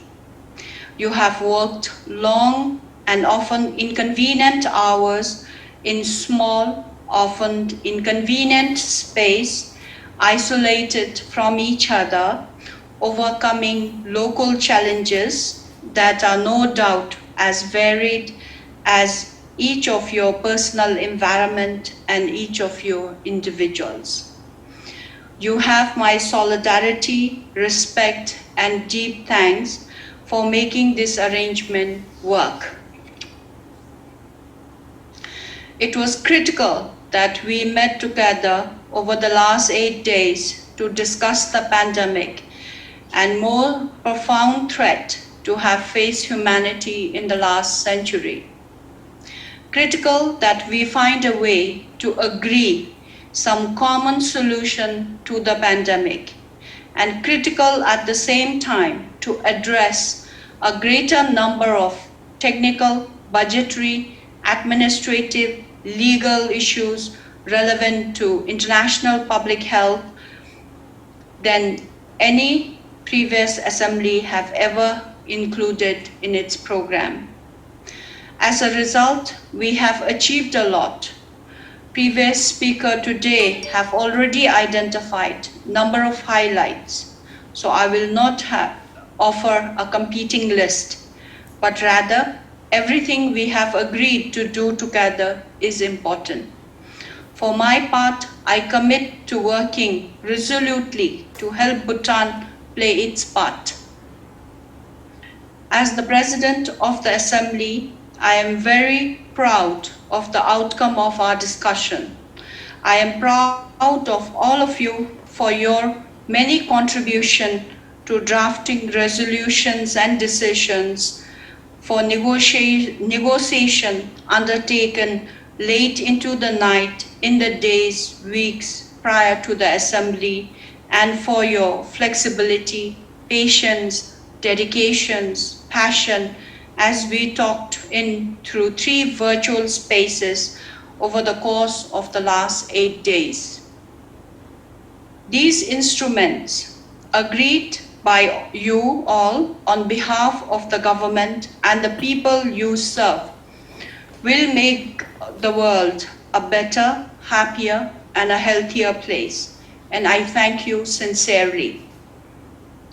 If I am permitted, a small note of concern in relationship to the Assembly. It would be for the occasional dotting of the Member States' intervention with comments of political nature. As a President, I have seen and felt the effect that these comments have on our Member States and on our debates. It used to be that we, as national global health leaders, given the honor and the responsibility of charting the future course of international public health, would leave at the doorway as we came into the consideration of the partisan or political nature, and in this forum offer each other only science and humanity and seek only collaboration and wisdom. My friends, it seems to me that this wonderful convention have been put under greater and greater strain over the course of the last few assemblies. And now it is in danger of breaking. I urge each of us to reverse these trends. It will require a conscious effort from each of our delegation to regain that lost ground, since it will require, as a first step, that we each draw a line under any comment that we may have felt were unfairly directed towards us. But doing so, it's the only way. We have to let go of the anger. This assembly does critical work. We can only give that work our full attention if we focus on the central issue of public health. Because, Your Excellency, distinguished delegates, ladies and gentlemen, there are mountains in front of us that remain to be climbed. If we are to overcome COVID-19, let alone all other issues that we have raised. Those mountains are formidable. Diagnostics, therapeutics, vaccine must be manufactured, distributed, and deployed. Healthcare worker must be trained, resourced, protected, and supported.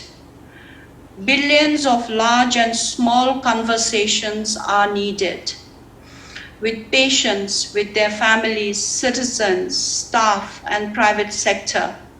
And all of these need to happen as quickly as possible, while we continue to generate evidence and learn from it, and while maintaining empathy, compassion, and respect for each other. For these, we will continue to need each other. Never has the world felt as big, yet so connected.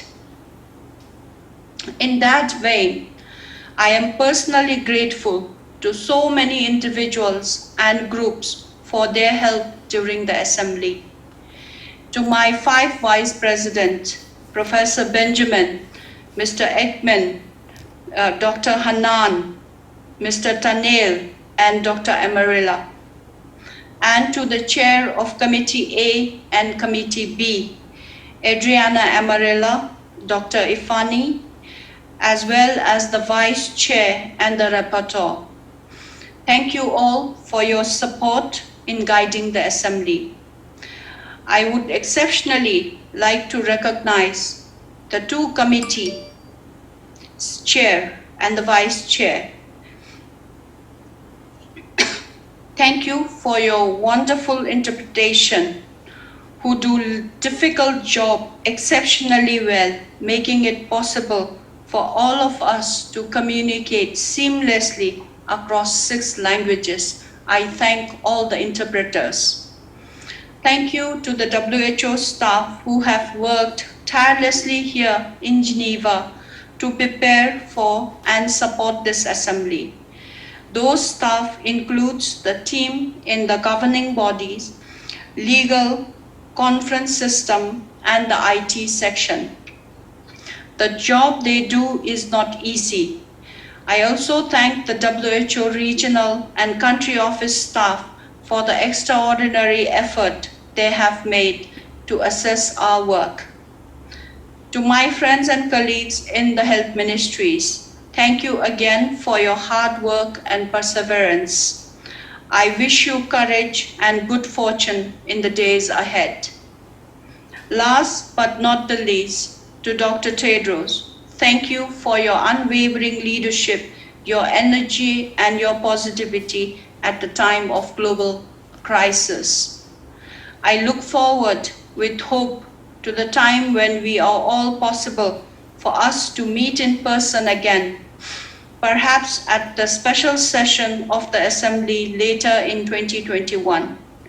In the meantime, please let me convey the good wishes of His Majesty the King, the royal government, and the people of Bhutan, and offer my prayers for you and those around you. Thank you again for the collaboration and the platform. Tashidele.